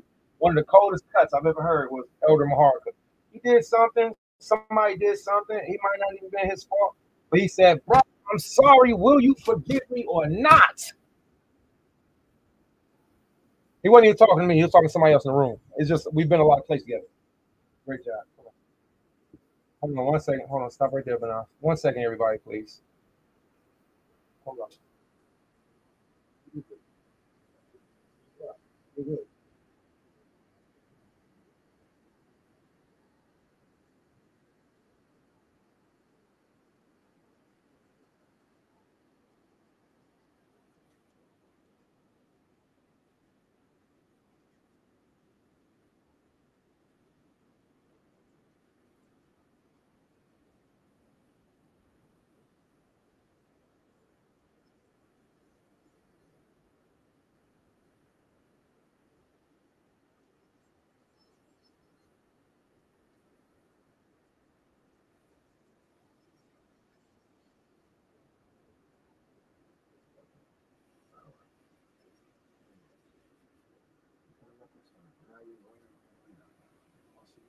Oh, you ain't got to see. We'll take that.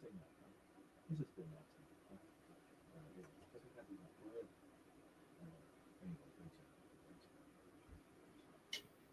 All right, you did great enough. I like that. Watch on. What? If you want to, you can stop right there. If you want to. All right. Well, that's one. All right. So, out for being patient. All right. So, let's get back to it. 5, 6, 7, 8. Yeah. All right. So,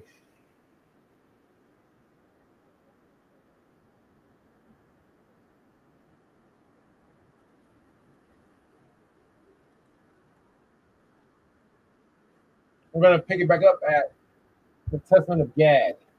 A Testament of Gad. Now, looking at the hater. All right. So, this is not only the spirit that Korah was operating in, but the spirit that you'll see on Israelites even today and how to watch out for it. All right. For if a brother stumble, it delighteth immediately to proclaim it to all men. This is how a hater is. And this is how Korah was. And this is nothing new. The scripture says, be not ashamed if thy daughter, if your own daughter, right?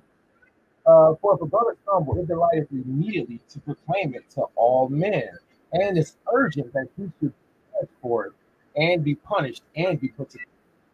And if he is servant, it stirreth him up against his master.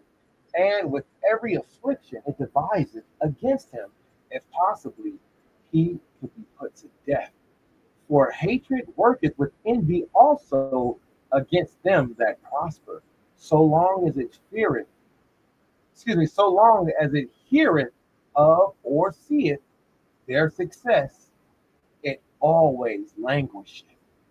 For as love would quicken even the dead, or love would chaya, or life, or quicken even the dead, and would call back them that are condemned to die, so hatred would slay the living, and those that have sinned venially it would not suffer to live, or even like a small, like dang, that was a small offense. Dang man, you want to put that brother, you want to put that sister down over a small offense like that? Yo, you a hater for real, right? For the spirit of hatred worketh with Shaitan through hastiness of spirits, and all things to men's death. But the spirit of love worketh together with the law of Yahweh and long suffering unto the salvation of men. Hatred, therefore, is evil, for it continually maketh with lying, speaking against the truth, and it maketh small things to be great, and causeth the light to be darkness, and calleth sweet bitter, and teacheth slander, and kindleth wrath, and stirreth up war and violence and all covetousness. It filleth the hearts with evil and devilish poison. These things, therefore, I say unto you from experience, my children, that ye may drive forth hatred, which is of the devil, and cleave to the love of Allah. Now, I know that was a lot, And I feel like there should be a round of applause that was given for the writings of our grandfather and our uncle of the North American Indians. Some of you Hebrews are and have Blackfoot, you have Cherokee, you have Choctaw, you have Hiawatha, you have Pequot, you have whatever. Some of you Negroes and you North American Indians that are North American Indian Negroes, you need to really be giving thanks, honor, and glory to the God of Abraham, Isaac, and Jacob for your uncle and your grandfather telling you how to defeat your enemy, what to look out for. You talking about game for the ages? This is game for the ages. These elders taught us how to keep the Most High's wisdom.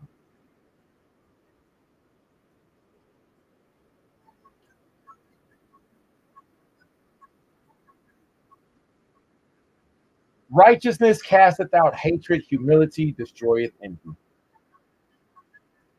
And that's a hard thing to do because if you're dealing with hatred, then that means you got to work on being more righteous. If you're dealing with envy, then that means you got to deal with being more humble. You see the duality: righteousness, hatred, humility, envy. All things are doubled one against another, and the Most High has made nothing unperfect. So I love the reading of our forefathers because it teaches how to watch for Korahs in our lives. Oh, and trust me, I'll be sitting right there with a person. I'll be talking right there to him and everything. And I'll be like, you a straight up Korah. And I know you a Korah. Like, you a hater. How do I know you a hater? Based off what I've read in the Bible. You a biblical hater. You a baiter. You a biblical hater. You a bait. You a whole baiter. You a baiter. You a biblical hater. So it's easy to see once you see, but first you have to realize what is love. I want to show a clip real quick, and this clip is going to actually help me to move some stuff around, adjust myself. But let me show this clip real quick, and I hope that this ties together. This is an example of having a hater in your clip. This is an example of having a hater in the squad. This video comes from this Gentiles page, and they do a great job of exploiting the wickedness of Yasha. They do a great job of exploiting the wickedness of Yasha. The scripture says that Israel will fall upon one another as if we fell upon a sword. All right. So let me go ahead and share this guy's page. It's called Swamp Stories. Okay. Swamp Stories. Now, this is going to explain how, first of all, them Israelites that's down in Florida, man, a lot of them brews, that tribe of Levi, that tribe of Benjamin, that whole arena with the curses, they are some very, very bad kids. I'll just say it like that. I mean, like, I ain't trying to be bogus, but man, the way that these curses come out, it's terrifying. It's ridiculous. It's scary. Here's the link to this. So there's 3 friends that's in this narrative, and what happens is one of them, he just knows how to move the right way. He's low key, he's quiet, he's out the way. But then one of his Korah, he has a friend that's a Korah. He has a Korah in his midst. And guess what? His Korah murders him. His own Korah homeboy murdered him. So we're going to look at that real quick. And it's something to watch out for. And then he's glorified in the end, man. So there's always going to be a Korah. You got to learn how to watch out for them. All right. The Most High has taught me and teaching me how to watch out for them, and also teaching me to not be a Korah. All right. Not let that spirit get on me. Let's see what happens in this video real quick. Hold on a second. You, and it's far too late. Why I say this? Well, allegedly, Wiz the Wizard falls victim to a snake in his circle. As we know, the streets of Broward are completely split into 2 sides. That's except for one person, a close childhood friend of both HMT Trey and Wiz the Wizard. This would be a rapper named 26CJ, and why they allowed him to be on both sides of the beef? Well, A, he has a beef that has nothing to do with their beef, and B, because they're really both close childhood friends with him. So in a sense, they both kind of trust him to not set each other up, like he's gonna respect both of us in our own lanes. Well, keep all that in mind. And that fast forwards us to September 16th, 2021. It's 7 a.m. in Zone 10, and a body is discovered in the middle of the street. Specifically, the body is located just steps from Wiz the Wizard's childhood home. A neighbor dials 911, and when police arrive, they identify the body as 24-year-old Wisdom Williams. The body is discovered with dozens of bullet wounds, yet police had not received any calls for shots fired within the last 48 hours. Something is not adding up, especially because there's a trail that goes right into an abandoned home. Because of this, police believe that he was lured into the abandoned home, and this is where somebody set him up. Then it appears that he was dragged just steps from his childhood home, possibly to send a message. Somebody set him up, but who could have done this? Well, just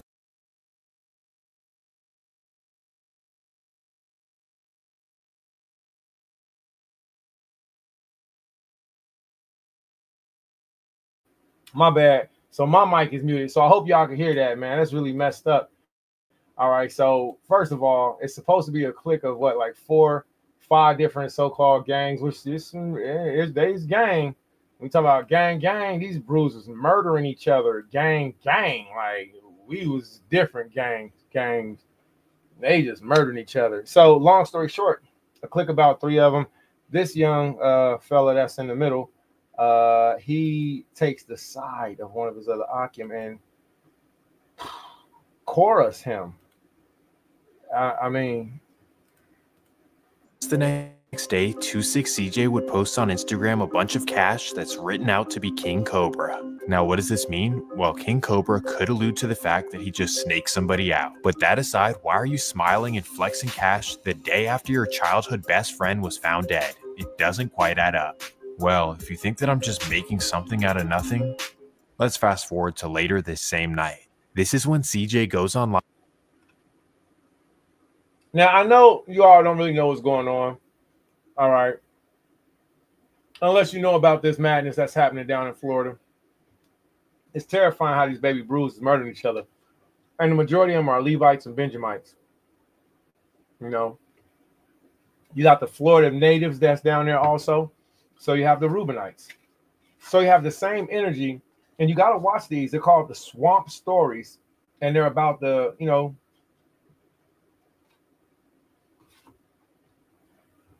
they're about the Israelites that's down in Florida that's just backstabbing each other. And these kids is millionaires. I don't know if they're millionaires, but maybe they just look like it. But so this young man right here, which is the same one that's over here to the left of your screen, right up. Well, the one that's up here is the one that's over here. All 3 of them was best friends. And this young man set up and murdered the rival, I guess the op. He was the Korah of the crew. This is ridiculous. Once you see these narratives and how they still play out in real life, it's heartbreaking because it's we the children of Israel and ain't nothing changed. This is suspicious. You go on live with your friend's op who just died. Did I say that right? Yeah. You get what I'm yeah, he said it right. Yeah. So you always have a Korah. The spirit of Korah ain't going away, just like the spirit of poverty ain't going away. Impoverishment, just like it's not going away. Christ said, you will always have the poor, but me you will not always have. Numbers chapter 16, verse 5. And he's spoken to all his company, even tomorrow, saying, and he's spoken to all his company, saying, even tomorrow, Yahweh will show who are his and who are holy, and he will cause him to come near unto him. And him whom he had chosen, he will cause him to come near unto him. This do. Take you censers, Korah and all his company. If you don't know what a censer is, it's like a big incense burner. It's like a big incense burner. It's got a chain on it. All right, you can swing it. All right, everybody's censer is different.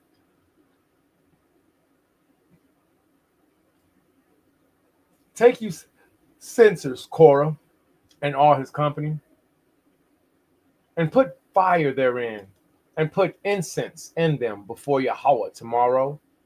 And it shall be that the man whom Yahweh doth choose, he shall be holy.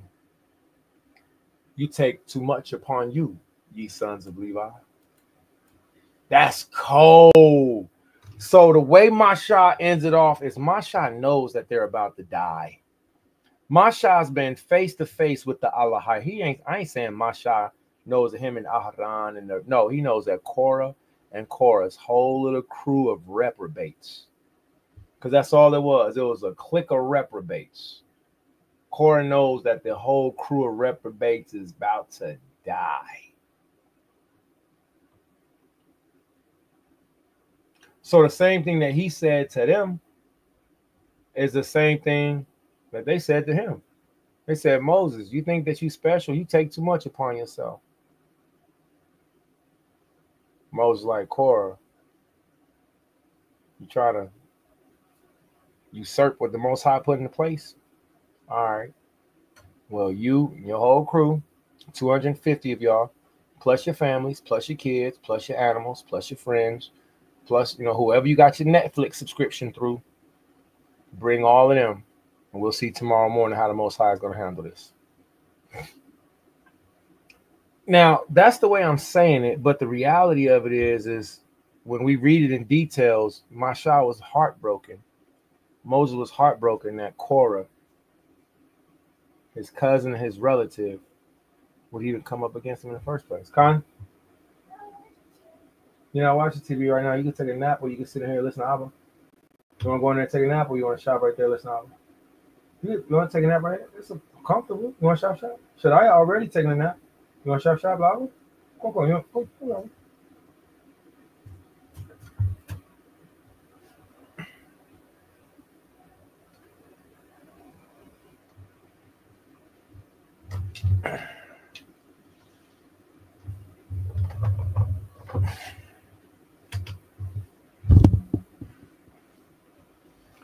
So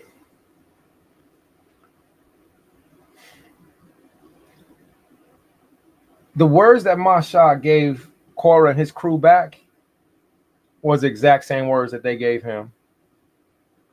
Now, when we read this account from Josephus, which we will do, what you're going to see is that Josephus's account on how this happened with Masha, with Moses, it was heartbreaking. Let's do it back and forth. Let's go.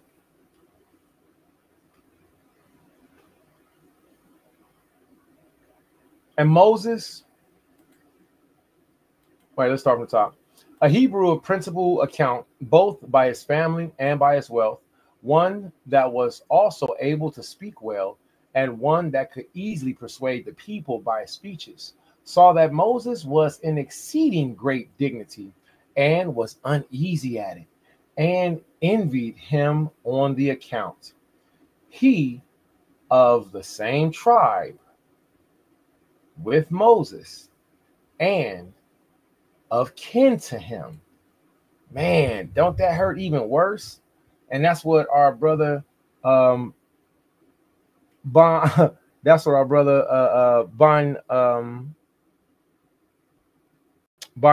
was bringing out earlier. All right, our brother was bringing out earlier that what he said is going to be the family that's close to you. The family that's close to you is going to be, this is Moses' mashpacha, his family. He was particularly grieved because he thought he better deserved that honorable post, Korah, on account of his great riches. So it ain't going to be your money. It's going to be the will of who Yahweh chooses. Don't go against your Zaquanium. Don't go against your elders. It ain't going to be your shekels. It's going to be who Yahweh chooses. And remember, Yahweh chose a woman who was barren and gave birth to one of the greatest prophets in the world, Samuel. Samuel's mother was barren. She wasn't fruitful and popping them out left and right here and there. She was barren, and she started off with a prayer and faith. Her other older sister was making fun of her, and she cried unto Yahweh, and Yahweh gave her life. So Yahweh will take the simple things to confound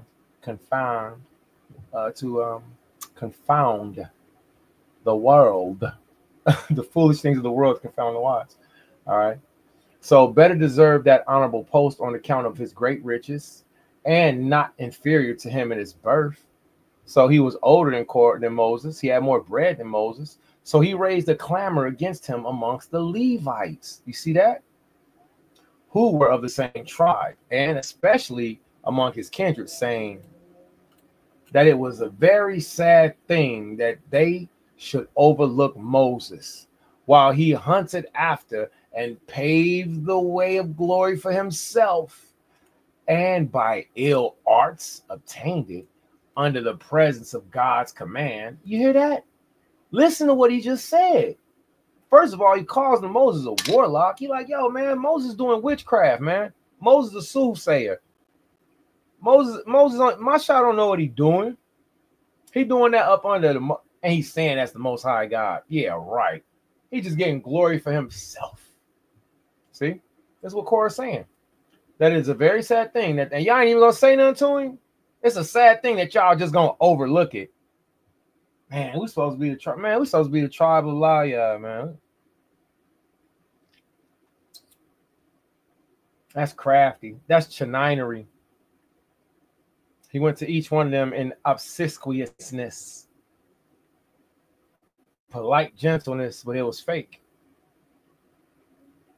That it was a very sad thing that they should overlook Masha while Masha hunted after and paved the way of glory for himself by ill arts. By ill arts. Y'all know Masha. Masha out there doing witchcraft. That's what they were saying. He wasn't. Masha was operating the spirit of Yahweh. And by ill arts should obtain it. And under the pretense of God's command, while contrary to the laws he had given the priesthood to Aaron, not by common suffrage of the multitude. So not even by common suffrage. Like, yo, he didn't give us a chance to pick. That's what common suffrage is. Not by common suffrage of the multitude, all of us, but out of his own vote, as bestowing dignities in a tyrannical way on whom he pleased. Look at this. Masha just hiring everybody you want. Only reason Aaron got the job is because that's his brother. We didn't even get a chance to pick everybody. This guy is acting like a tyrant. You know he doing witchcraft, right? Man, y'all ain't even gonna say nothing. Y'all just gonna let Moses go on like this? Look, all of us, the children of Israel, we all blessed, ain't we? Don't we all got this? You see how this works? It's nothing new under the sun. There's somebody at your contract right now doing this against you. There's somebody in your community right now doing this against you. There's a friend, a family member, a husband, or wife. There's somebody doing this against you. Somebody. And once you find out who they are by the way that they speaking, call them out on being a Korah. Why are you being a Korah to me? Let's read on because this is really good. I like this. He added that this concealed way of imposing on them was harder to be borne than if he had done by an open face upon them. Sheesh. Because he did now not only take away their power without their consent, but even while they were unapprised of his contrivances against them. For whosoever is conscious to himself that he deserves any dignity aims to get it by persuasion, and not by an arrogant method of violence, but those that believe it possible to obtain those honors justly, they make a show of gods and do not introduce force, but by cunning tricks grow wickedly powerful, that it is proper for the multitude to punish such men, even while they think themselves concealed in their designs, and should not suffer them and should not suffer them to gain strength till they have them for their open enemies. For what account is Moses able to give why he had bestowed the priesthood to Aaron and his sons? For if God had determined to bestow that honor on one of the tribe of Levi, I am more worthy of it than he is, as myself equal to Moses by my family and superior to him both in riches and in age. But if God had determined to bestow it on the eldest tribe, that of Raubal might have it most justly. And then Dathan and Abiram and On, son of Peleth, would have it. For these are the eldest men of the tribe, and potent on their account of great wealth also. Golly, that was a long hater speech. Look, from right here, this man did a Deuteronomy chapter 28, verse 15 through 64. Y'all know how long that is? This man took time and said all of this daggone hating just to try to get Moses moved out the way. Now, the beautiful part about it is that these are the scripts, or these are the antiquities that's not placed directly in your Bibles. They're not placed there because the historians, such as Josephus, such as Philo, they're the ones who wrote down the details of what Korah and the other offenders did. See, when you read the scriptures, it'll say, and Moses prayed against Korah. But it won't tell you what Korah and what Moses' interaction and prayer was until you go find on the research. Right? A little bit. A little bit.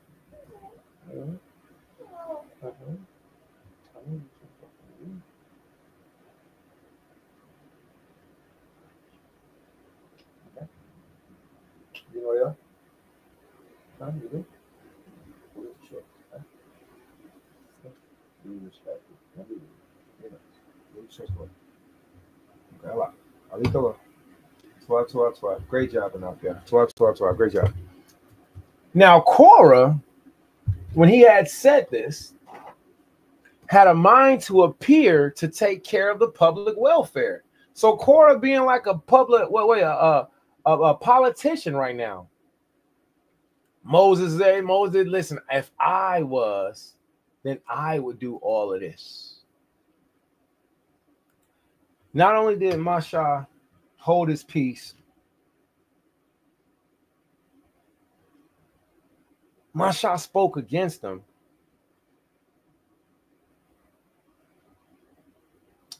But it was Yahweh. I'm trying to hold this in, man, because this is too much like a familiar situation, man. Which I'm surely know Moses, man, but you know, certain stuff I can relate to.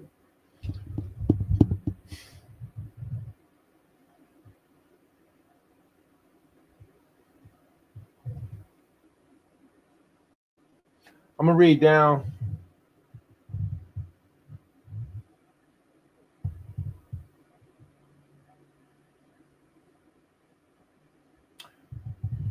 Okay, all right, there we go. This is what I was looking for.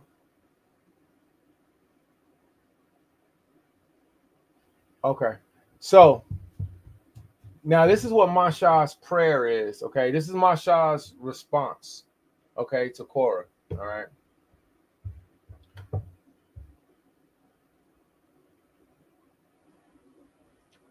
Now, although Masha had a great while ago foreseen the calumny of Korah and had seen that the people were irritated, yet was he not affrighted at it, but being of good courage, because he had given them right advice about their affairs, and knowing that his brother had been made partaker of the priesthood at the commandment of Allahiah, and not by his own favor to him, he came to the assembly. And as for the multitude, he said not a word to them, but spake as loud to Korah as he could, and being very skillful in making speeches, and having his natural talent among other things, that he could greatly move the multitude with his discourses. He said, O Korah, both thou and all these with thee, pointing to the 250 men, seem to be worthy of this honor.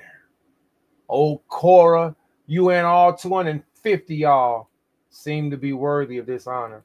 Nor do I pretend, but that this whole company may be worthy of the like dignity, although they may not be so rich or so great as you are. Oh, man. That's because these are too small. These are Shadias. You can't possibly put those little ones on.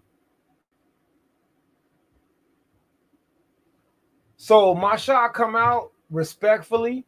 He say, listen, I know all of us, all of you are the children of Abraham. All of you are the children of Isaac. All of you are the children of Jacob. And all of you are worthy of this honor that I am. And I'm not going to pretend like this whole company isn't worthy of the same dignity. And even though everybody ain't as rich and popular as you are, Korah, damn, nor have I taken and given this office to my brother because he excelled others in riches. For thou exceedest us both in greatness of wealth, nor indeed because he was an eminent family. He was of an eminent family. For Allahia, by giving us the same common ancestor, has made our families equal. Nay, nor was it out of brotherly affections, which another might have justly done. For certainly, unless I had bestowed this honor out of God, out of regard to Yahweh and to his laws, I had not passed by myself and given it to another, as being nearer of kin to myself than to my brother, and I having a closer intimacy with myself than I have with him. For surely it would not be a wise thing for me to expose myself to the dangers of offending and to bestow the happy employment on this account upon another. Yeah, those are correct. Put those on. Khan, that way. Correct. Excellent. So Masha say, why not just get his office to myself? And seeing himself thus despised, nor would he have suffered you to be ignorant of what you were to do, or, in order to please him. But he hath himself chosen one that is to perform that sacred office to him, and thereby freed us from that care, so that it was not a thing that I pretend to give, but only according to the determination of Yahweh. I therefore propose it should still be contended for by such as please to put in for it. That is scary. Masha said, hey, listen, that is so fire. Masha said, give him this position. Now, I apologize if that startled anybody. I'm so apologetic if that startled anybody. Here, let's start over with a quieter one. So Masha says, don't get it twisted. I didn't hire my brother. The Most High hired them. And then if that's the case, why wouldn't I just put myself in that position? See, you got to remember, the high priest Levite was a very wealthy position, very high brass position. What? Wearing a crown, gold, jewels. I want my shot. So what? Why not just give it to myself? What, ma? Well, come on. Hold like let's shot right there. Shot. Right on Adia. Right, lay down. Lay on the lion. Con. You're fine right there. Shot.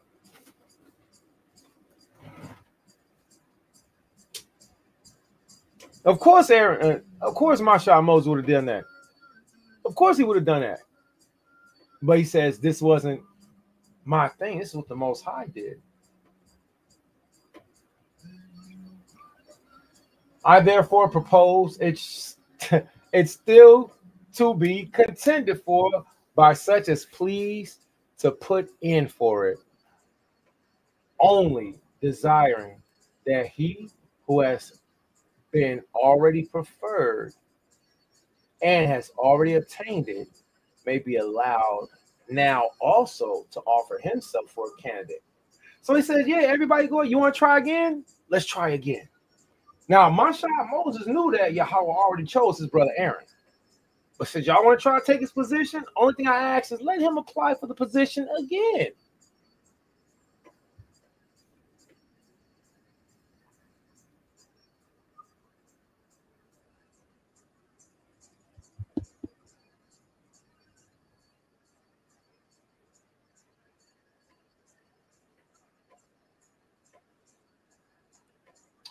Yet it would have been an instance of impiety not to have taken that honorable employment when ye offered it. Nay, it had been exceeding unreasonable when Allahiah had thought fit anyone should have it for all time to come, and had made it secure and firm to him to have refused it.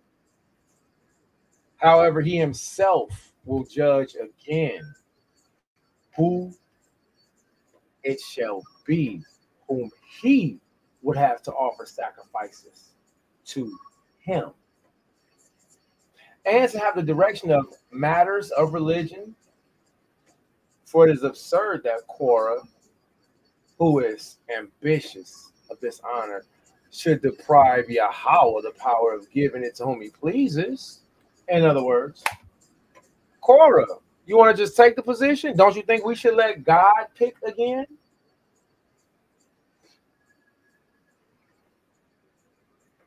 Put an end, therefore, to your sedition and disturbances on this account. And tomorrow morning, do every one of you that desires the priesthood bring a censer from home, and come hither with incense of fire.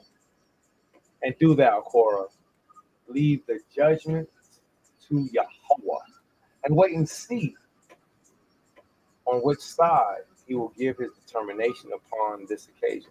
But do not thou make thyself greater than Yahweh. Do thou also come, that this contest about this honorable employment may be or may receive determination. So something that we've seen when we read the Torah is that Korah stood in his tent. They were so offensive. They were so disrespectful and rude. They didn't want to come out. It's time for the competition. It's time for the great competition. And you mean to tell me you ain't going to show up?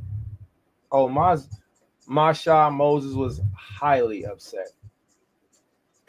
Do thou also that this contest about this honorable employment may come to determination. And I suppose we may admit Aaron without office to offer himself to this scrutiny, since he is of the same lineage with thyself and has done nothing in his priesthood that could be liable to exception. Come ye therefore together and offer your incense in public for all the people. And when you offer it, he who sacrificed Yahweh shall accept, shall be ordained to the priesthood, and shall be clear of the present calumny on Aaron, as if I had granted him that favor because he was my brother.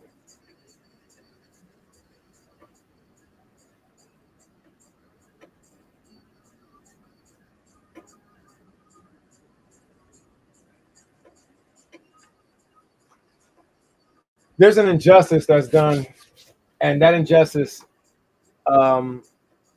it should infuriate you, because you're going to see this not only in your own life, you're going to see this more in other people's lives. And it's the relieving, it's the removing, it's the replacing, it's the covetousness of wanting to take positions that were never meant for you. Positions never meant for you. If you look right here, you'll see that Aaron, Abiram, Dathan, Moses, and Korah. These are the main players in this. Now, I know you got to memorize these names still. I do too. Abiram, Dathan. Those are the bad guys. Masha, Moses, Aaron, these are the good guys. And this competition between two of them, it gets bloody. A while back on my post, I said the earthquakes are coming up next. Or what the earthquakes are coming up next. The earthquakes are also known as referenced as the tears of Moses. I wonder why are earthquakes called the tears of Moses? Why are earthquakes called the tears of Moses? That's weird.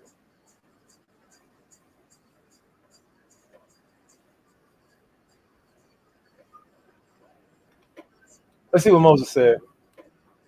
This wilt thou do by inflicting such an open punishment on these men who so madly fly in the face of thy glory, as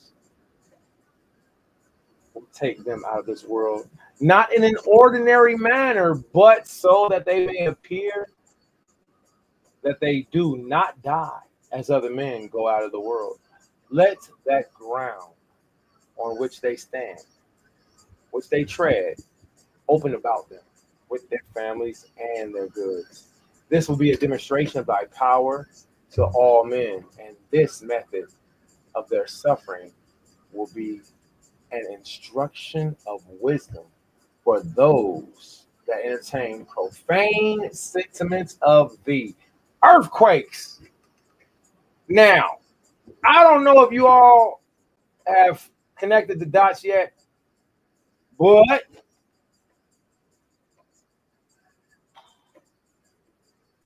we are currently having earthquakes all over the world. Always have been. Shalom. Great job. We're currently having earthquakes all over the world. We always have, but these earthquakes are hitting a little bit different. These earthquakes are a lot of bit different. When Masha was offended, he didn't take up the sword. He didn't hit them back. He didn't burn them alive. He prayed against them. He prayed for them. He prayed against them. And then he cried for them.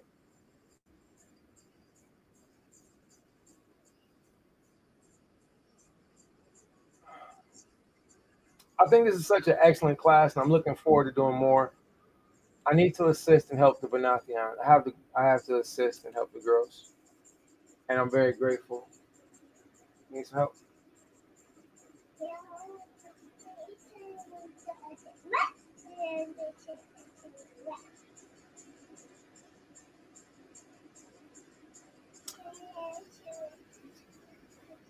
I know, baby. So, if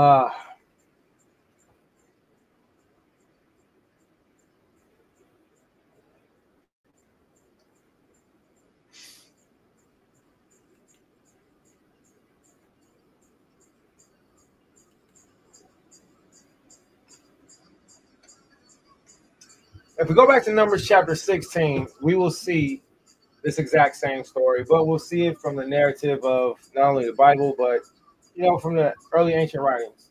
So Josephus's account is what we want to use along with the Bible to help give us a better understanding of the entire narrative. All right, it's Abba take care of the baby's time, and I'm trying to hold on as much as I can. All right, trying to stretch out my time as much as I can. I was really hoping to be able to get through the whole thing, but who would have thought? All right. Numbers chapter 16, verse 8. And Moses said unto Korah, Hear I pray you, you sons of Levi, seemeth it but a small thing to you that the Alahai of Yasharallah hath separated you from the congregation of Israel? You think it's a small thing that you're the Levites to bring you near to himself to do the service of the tabernacle of Yahweh and to stand before the congregation and minister unto him? You want more than that? What more do you want? And he hath brought thee near to him, and all thy brethren, the sons of Levi, with thee. And seek ye the priesthood heir also? For which cause both thou and all thy company are gathered together against Yahweh.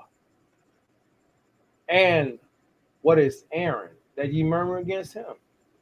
And Masha sent to call Dathan and Abiram, sons of Eliab, which said, We will not come up. Is it a small thing that thou hast brought us up out of the land that floweth with milk and honey to kill us in the wilderness, except thou make thyself altogether a prince over us? You brought us out of America just to bring us all the way to the wilderness so you can just try to be king over us? Ain't that disrespectful? See how rude that is? Man. Moreover, thou hast not brought us into the land that floweth with milk and honey, or given us an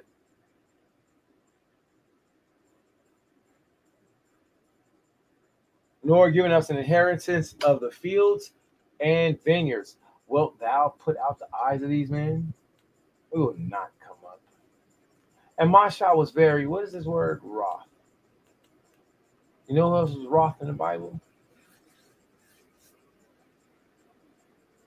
Our father Jacob was wroth with his rib, Rachel, with her mouth. I love you, everybody. I gotta go to the pitney there, man. I gotta take care of them. And I really want to continue this. It's just I also have to answer the calling. And Masha was very wroth and said unto Yahweh, respect not thou their offering. I have not taken one ass from them, neither have I hurt one of them. But Moses said unto Korah, be thou and all thy company before Yahweh, thou and they and Aharon Aaron tomorrow, and take every man his censer and put incense in them, and bring ye before Yahweh every man his censer of 250 censers, thou also and Aaron, each one of you his censer. And they took every man his censer and put fire therein, and laid incense thereupon, and stood in the door of the tabernacle of the congregation with Moses and Aaron, and Korah gathered all the congregation against them unto the door of the tabernacle of the congregation. And Yahweh, the glory of Yahweh, appeared unto them, all the congregation. And Yahweh spake unto Moshe and Aharon, saying, separate yourselves from among the congregation. And Yahweh spake unto Moses and Aaron, not to Miriam. Moses and Aaron, separate yourselves from the congregation that I may consume. This word consume means burn up or kill. Currently, like what he's doing right here in America, all over the world, he's burning up things, killing. All right, he's burning up things. Separate yourselves from among the congregation that I may consume them in a moment. And they fell upon their faces and said, oh, Allahia, the spirits of all flesh, shall one man sin and be? That's amazing. Abraham said the same thing to the Most High. He said, you're going to destroy everybody for what they did in Sodom and Gomorrah? And wilt thou be wroth with all the congregation? And Yahweh spake to Moshe, saying, speak to the congregation, saying, get up from the tabernacle of Korah, Dathan, and Abiram. And I want to speak on this later. I want to speak on this. All right. So I got to make sure I put a bullet point in this. Verse 24. Speaking to the congregation, saying, get you up from the tabernacle of Korah, Dathan, and Abiram. Get away from their houses. And Moshe rose and went unto Dathan and Abiram, and the elders of Yasha'al followed. And he spake to the congregation, saying, depart, I'm begging you, I pray thee, from the tents of these wicked men, and touch nothing of theirs, lest ye be consumed in all their sins. So they got up from the tabernacle of Korah, Dathan and Abiram, and on every side, and Dathan and Abiram came out and stood at the door of the tents, and their wives and their sons and their little children. And Moshe said, hereby ye shall know that Yahweh hath sent me to do all these works, for I have not done them of my own mind. If these men die the common death of all men, or if they be visited after the visitation of all men, then Yahweh hath not sent me. But if Yahweh make a new thing, and the earth openeth her mouth, and swallow them up with all that appertaineth unto them, and they go down quick into the pit, then ye shall understand that these men have provoked Yahweh, Numbers chapter 16, verse 34. And it came to pass, as he had made an end speaking all these words, that the ground clave asunder that was under them, and the earth opened her mouth and swallowed them up, and their houses, and all the men that had appertained.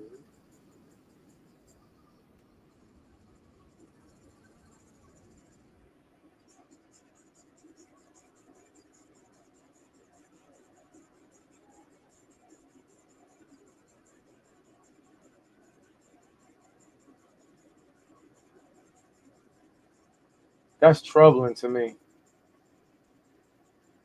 I see so much.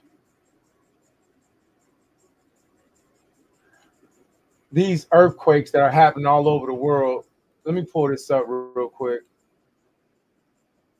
I want you all to see this. So we're gonna go away just from the Torah, and we're gonna go into a video. This is so troubling.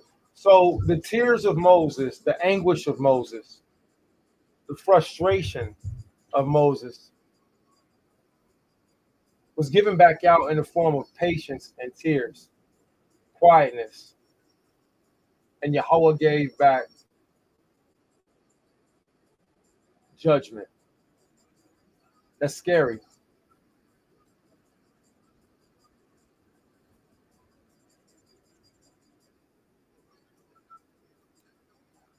And it came to pass, as he had made an end of speaking all these words, that the ground clave asunder that was under them, and the people and the earth opened her mouth and swallowed them up, and their houses, and all the men that appertained to Korah and all their goods. And, they and all that appertained to them went down into the pit, and the earth closed upon them, and they perished among congregation. And all Yasha'Allah were round about them, fled from the cry of them, and they said, lest the earth swallows us up also.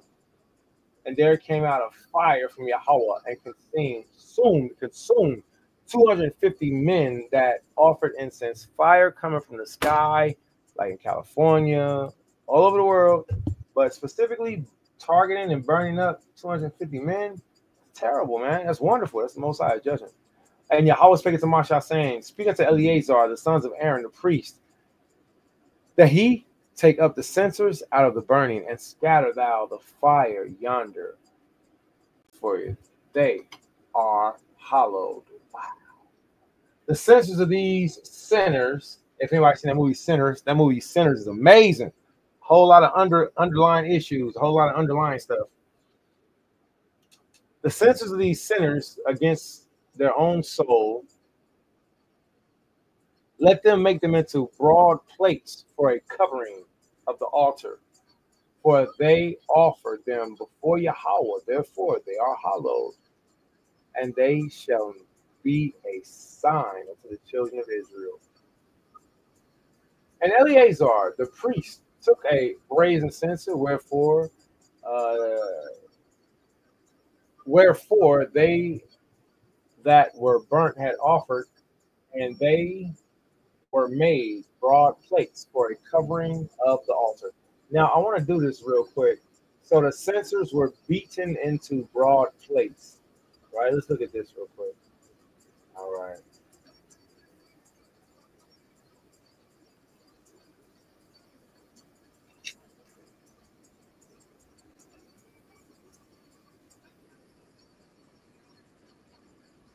All right, this is the word covering.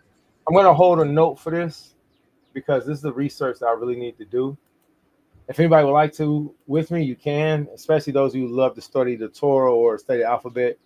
Salute to our brother Shabar. That brother is a beast on the Hebrew alphabet.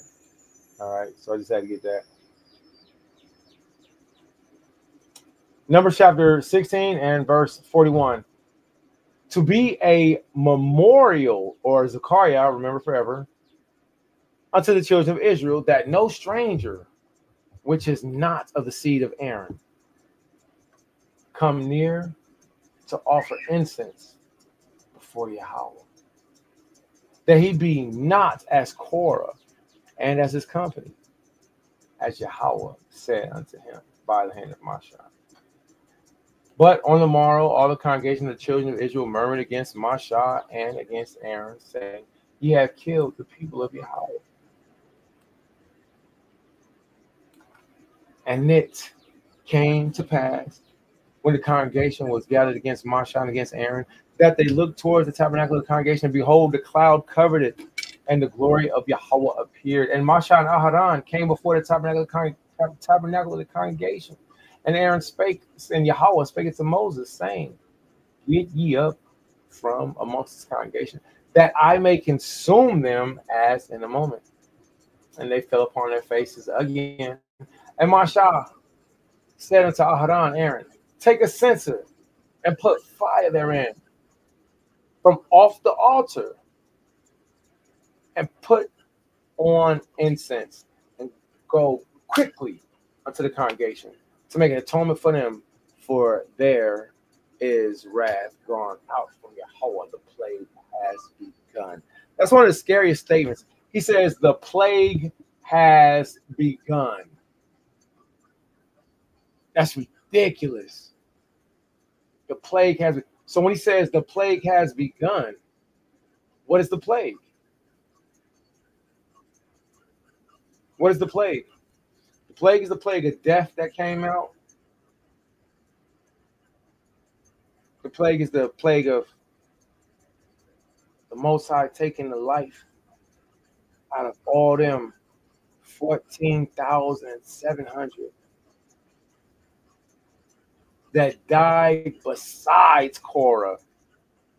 It wasn't just Korah. It was, let's read. And Aaron took as Moses commanded, and ran into the midst of the congregation. And behold, the plague had begun among the people. Now, when we're reading Deuteronomy, we learn about the curses. We also learn about the plague. Could read into it more. Let's go some more. That's scary. He says the plague is begun. And Aaron took his Moses commandment and ran into the midst of the congregation, and behold, the plague was begun among the people. And he put on incense and made an atonement for the people. And he stood between the dead and the living. The plague was there. Now, when they had died in the plague, now they that had died in the plague were 14,700. Besides them that had died about the plague in the matter of Korah. And Aaron returned unto Moses to the door of the tabernacle of the congregation, and the plague was stayed. Hallelujah, hallelujah, hallelujah. Kalashirah, the Yahweh, Na'isha, wa Nashemai. All that Yahweh has said we do in here. All right. So I'm going to have to do this Torah portion sections. I have the pitney them over there, and they're getting my attention. So I'm going to have to pause this video or at least come back to it. I just seen Luna Brandwin. They said clown show. All right. Well, your father's a clown show. Your father and your mother, they both operate in a clown show. They operate the trapeze. All right. Your father operates the trapeze, and your mother, you know what I'm saying? Not talking about you. I'm not talking about you. I'm saying, how Yasha Allah did. You know what I'm saying? Yasha Allah is a wicked nation, man. The Most High said that our Father